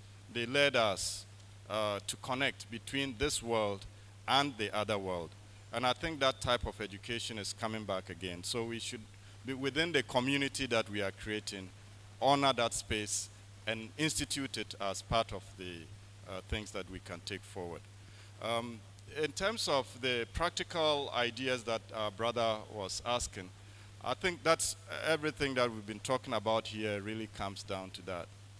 Earlier on, Professor Riafia Kenten indicated to you some of the very easy things that you can just spot around you that you can convert and monetize, like coconut husk, example. But in our network, there are so many other things that we are doing that is open to everybody. But the key thing is that we emphasize everyone who comes to this network to give attention to education, proper education. And so forming networks, we have also seen that over time we can complain about the system and all the problems, but if we don't provide credible alternatives, that's all that we can get. So in the Eagle story, they kept complaining and fighting each other and were wishing that things would be the same, but nobody was willing to put a system that offers alternative to what the crows had presented. And anytime you have an eagle like Kadwa that puts alternatives, and that's what the Rastafari Council can do. And our brother may be right, because we cannot come here and talk year in, year out, and leave it at the talking stage. The talk at some point has to concretize into real things that we can see, things that we can invest in. It's all about energy. So if we don't create the institutions and the platforms that we can channel our energy, then all the time our energies will be in the crow economy. And you know what the crow wants your energy for? Their shoddy corn. So creating systems and institutions, if the Rastafari Council come together and then we find networks. If you want to go into agriculture, we have networks that are looking at indigenous agriculture, biodynamic farming, where we look at our own alternatives of plant food and plant remedies for pests and diseases. And then we are looking at alternative ways of farming that is not dependent heavily on only rainfall. So there are other alternatives, irrigation farming. We have pioneered some of these models in several ways. And then into food processing. Very often the farmer is poor because he does all the job and then somebody comes to take it and sell and makes about 3 or 4 times what the farmer has made. And we are saying that there are solutions to the pricing of agricultural commodities, to the marketing and the processing of agricultural commodities. So within that network too, it's from agriculture, you go to industry, the next stage is to agro-processing, turning basic things like cashew, apple, which we typically throw away, into different things like jams and wines and drinks that we can sell within our community so that we keep the income and the money circulating within that community. And if we don't want the rotten vegetables that they are forcing on us, we have to create alternative vegetables that are not grown that way. And in that space too, there's lots of solutions that have been given. Even within a very congested city like this, you can do aquaponics, vertical gardening, and so many other ways in which we can integrate plant life and plant culture within the community that we live in. So from here, I hope that the Rastafari Council will take the conversations up into actionable and concrete plans that can then be presented, because if you even have a new government and you don't have an agenda, you can't benefit from what the government policies are. So for me, it's not about whether having a new government or not having a new government. It should also begin to live beyond the government system. And that's another level of our education. Whether it's a blue government or a green government, we should still be able to make life and live according to what the natural principles of the Rastafari education is all about. I give thanks. Thank you very much. We applaud Prof. Yes.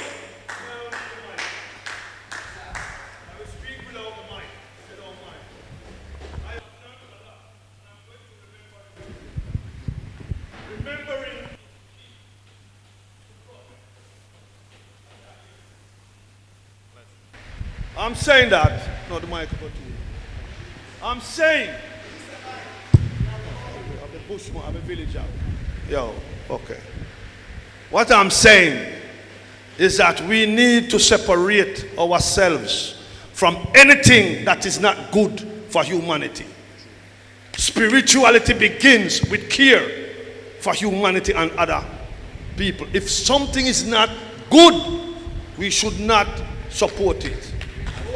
We must find the mango that is good, the natural mango. Stop following what the crow is selling us and giving us. You are glad that the mango showed inside you saw the poison. You won't eat that one. The problem is the one that you don't see the poison. I have seen mango plantations after plantations change the economic structure of the town where I am from, Somania. We used to have onions, tomatoes, other things were farmed. And mango came in and killed all, monocropping. Walter Rodney told us about the destruction, how Europe underdeveloped Africa, about monocropping. What the next one? Charles Will, oh God, I forget his name. I forgot his name, you see? But he told us about the destruction of African civilization by monocropping. So we kill people natural lives, the way we live, because farming was a spiritual endeavor. Farming was, what is it? Chancellor Williams. You see, I forget already. Chancellor Williams. The destruction of African civilization, my Lord.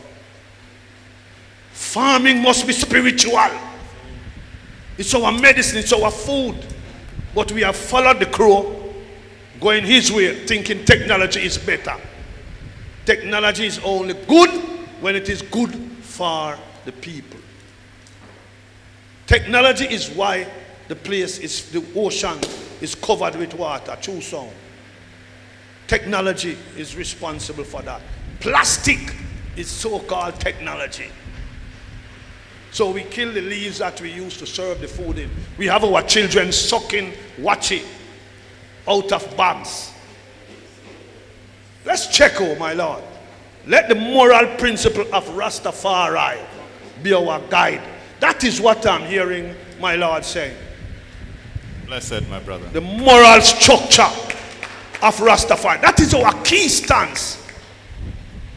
It's not about religion, oh my Lord. We have done religion. Now we are dealing with the natural existence of our people. Let's be honest and have that discussion. Because you said Jesus, I said Jah. This man said that. It doesn't add up when we follow the way the crow is going. What's the name of the empress? That the eagle? Kadwa. Kadwa, yes. Yeah, me I want to be like Kadwa. Jah, Rastafari. Please, the youth want to ask a question. Please, Prof, in your presentation, you said we should be creative and know thyself. And in knowing thyself, we should use words around us in making money. Here lies the case, I'm creative and I'm trying to produce and also make products out of bee recives and honey.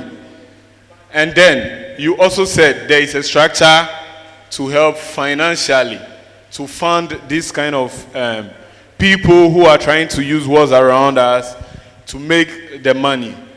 But when you said there is a structure, you didn't give us what structure it is. So I want to call you to go back there and tell us what structure will help us in funding our small businesses and our small entrepreneurial skills. Thank you. Okay. Last one. Hello, please. You see, this is one of the things Rastafari needs. We need a certain order and discipline.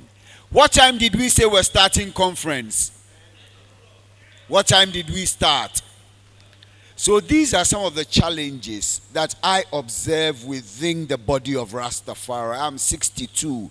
I've been trotting this trot since 1975. So I won't sit down anymore for indiscipline and breaking of order. And I'm not personal here. I'm just saying there's a program. So please allow the MC to moderate. Thank you very much. And after what you call it, the presentations, we'll have a breakout session. In the breakout session, everybody will talk. And then when we come back again, we'll have the plenary, look at what we're saying, and we'll make some progress. So please, bear with me. Thank you. Thank you very much, Mr. President. Thank you. That's very, yeah. So, right. What he has said is key to all the education that we are talking about.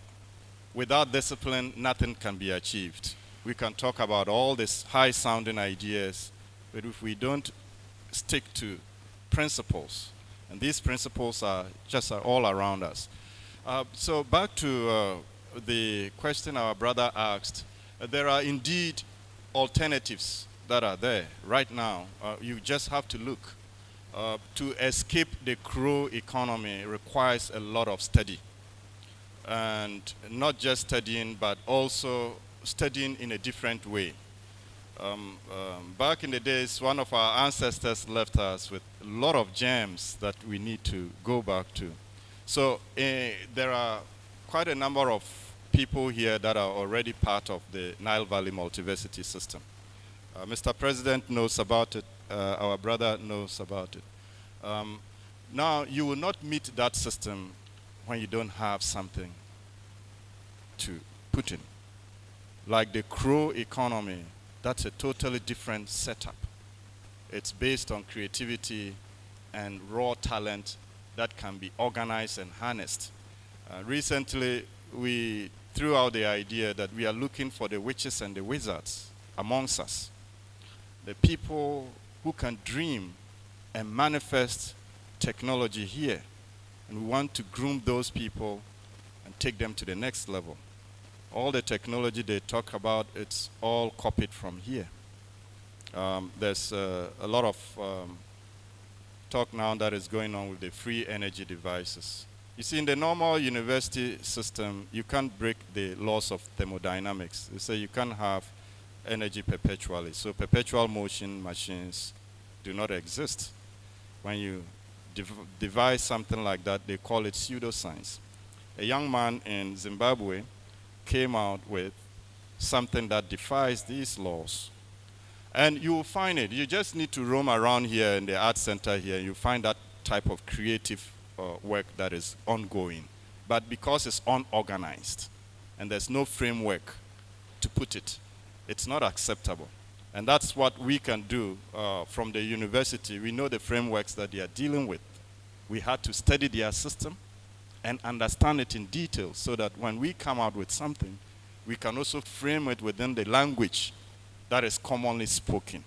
And so that's what we offer through the Nile Valley Multiversity System. If you have ideas on healthcare, we have Meta Health. Professor Riafia Kenten is already doing some work on that. But if you are talented in herbs, you listen and you know and you understand the language of the plants, there are systems that you can plug in. And then if you are in agriculture, there are also, we have the Gnostic Agritech and Meta Farms system that you can plug in. And then industry, food processing, the way of eating, and what we should be eating. All of this has to be us and designed by us. And we have different ways of thinking about wealth creation and money.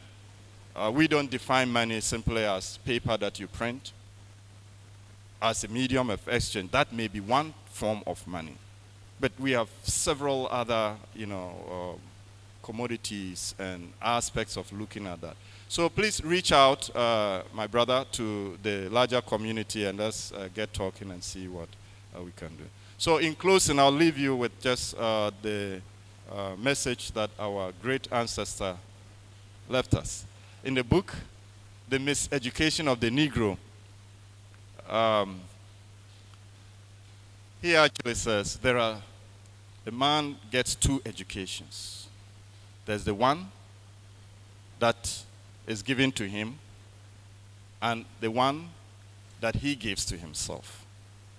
And these statements by Carter G. Woodson really forms the basis of everything that I want to emphasize today.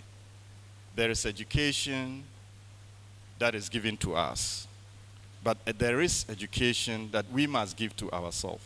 And he indicates that of the two educations, the one that you give to yourself is the most important. So let's seek that education. Right. We give thanks to Prof. Imhotep. Please, let's applaud Prof. He has shared so much wisdom with us. Prof, we appreciate the wisdom shared. Thank you very much. At this stage, we have a project, the Rastafari Cooperative Farming and Marketing Society. And at this stage, we invite the manager to make a presentation to us so that we can appreciate how much or what projects the Rastafari Council has on board. So in 10 minutes, he's going to give us a presentation on the Rastafari farming, a Rastafari cooperative farming and marketing society. Give thanks. Ja.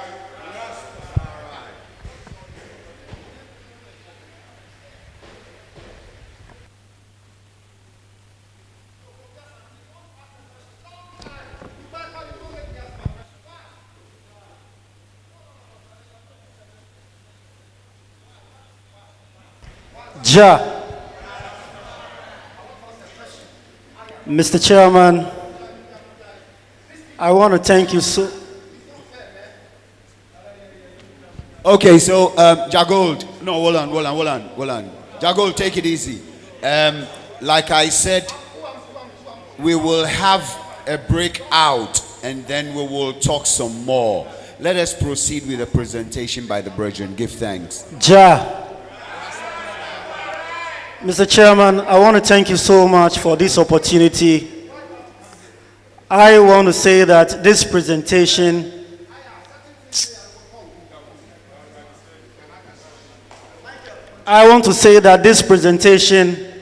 was put together by a 4-member committee, and I'm just here to present. Ladies and gentlemen, you all know that our spiritual father, Emperor Haile Selassie, had admonished us to use agriculture as one of the means to provide economic upliftment and job to the local youth. So having that in mind, the Rastafari Council Ghana also started taking steps way back to align itself with this vision of our spiritual leader. So lots of people have played different roles in trying to register and see this vision forward until it has gotten to our turn.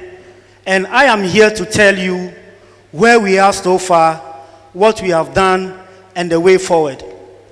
As we speak, I am happy to announce to you that we've been able to register the cooperative.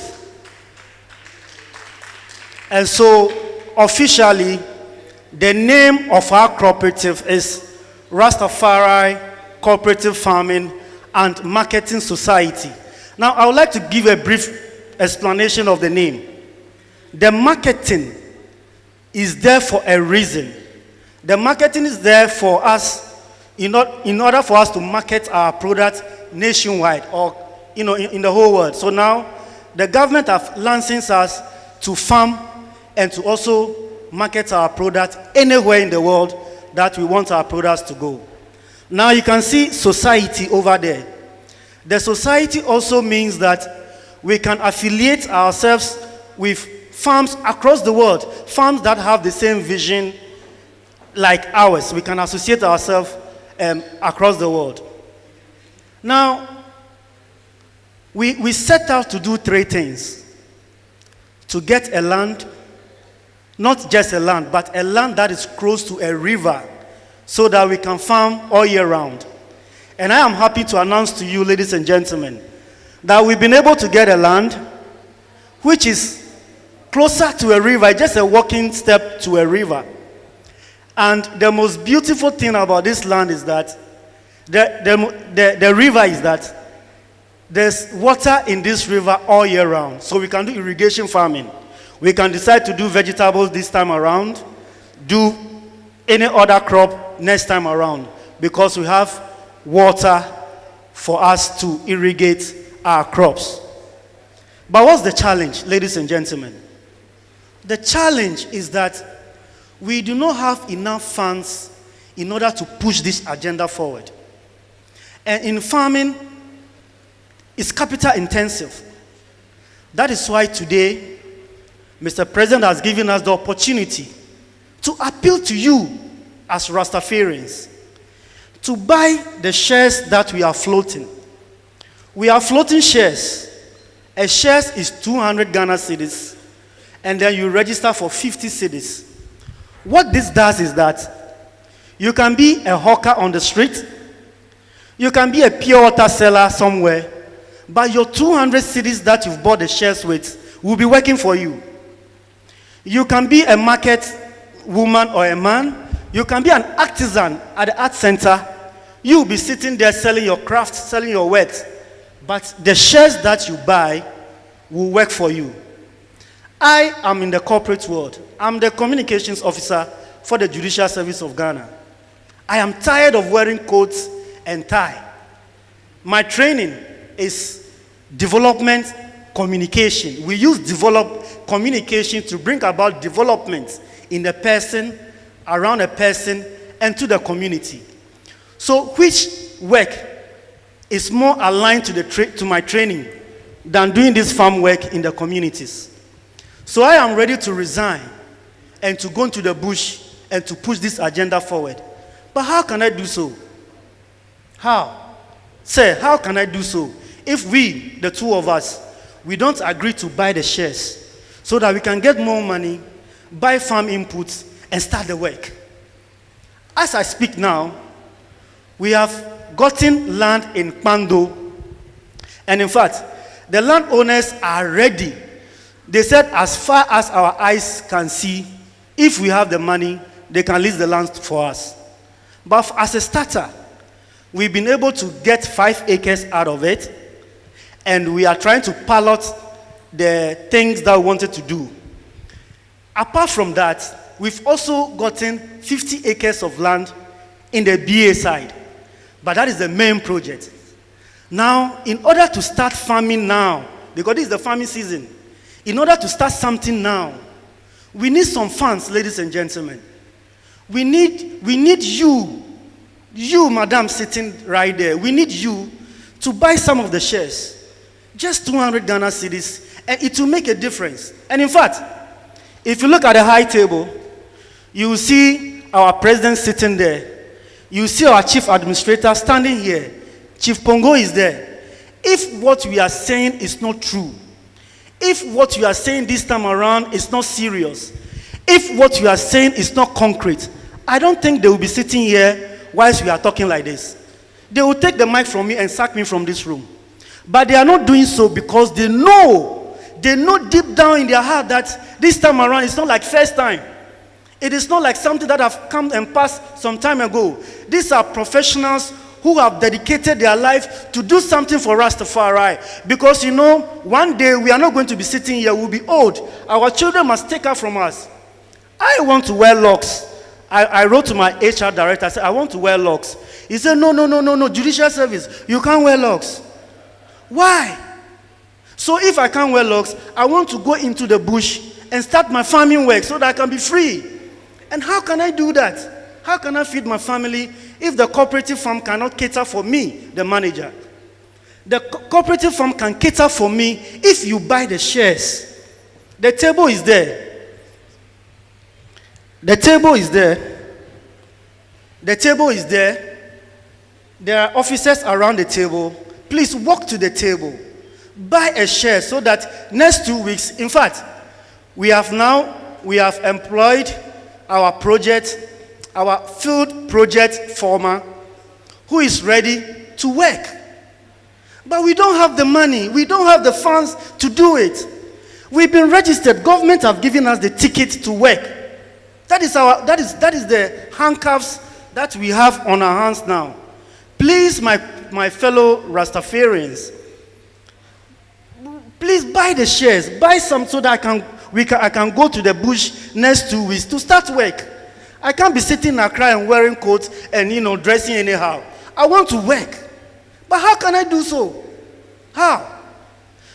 And before I land, Mr. Asante, before I land, how will you feel? How will you feel that you call yourself a Rastafarian? And we are doing a project like this. And we are asking you to buy shares for 200 Ghana cedis.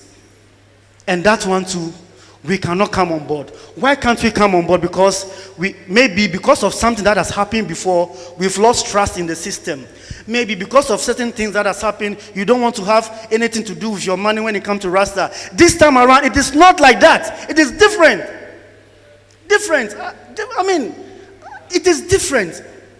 I am assuring you as your farm manager that if we are able to buy the shares as we speak, next 2 weeks, I'm going to the bush. Myself, Chamapongo, Ras Ejo will be going to the bush and start work. The tractor ready. The tractors are ready to plow the land, because if I have to do some work this year, this season, by next week or next 2 weeks, the tractors have to go on the land, plow the land for me, allow some time for the wheat to rot and to fertile the soil in order for me to start work. How can I do so? How? Please, tell me how can I do so if I don't have money to do this work? And the beauty about this thing is that, look, if we farm, and as I speak to you, I have identified, or the team had identified off-takers, people who are ready to buy our crops. In fact, I spoke to one kenke seller. He said, "Mi elekwe koka beli eba mahe, boy eba mi abele kutoku 10, 20 koka eba mahe." So please, let us come on board. I have limited time here, but at a breakout session, I'll come proper and speak to you one-on-one.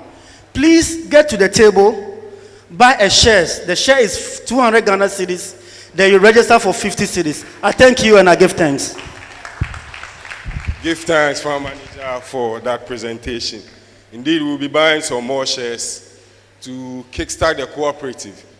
And if you listen to Dr. Kenten's presentation, if we get the land, there's a lot we can benefit from.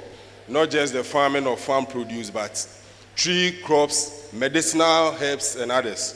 And so we entreat you to be a part of the Rastafari Farmers Cooperative, purchase some shares, and help us mobilize some funds to clear the land and to initiate the farming project like we have requested. At this stage, we'll have our breakout session. We'll divide ourselves into two. One group will be looking at the Advocacy Commission. They will be discussing the state of cannabis legalization in our country, and also will be touching on the Farmers Cooperative.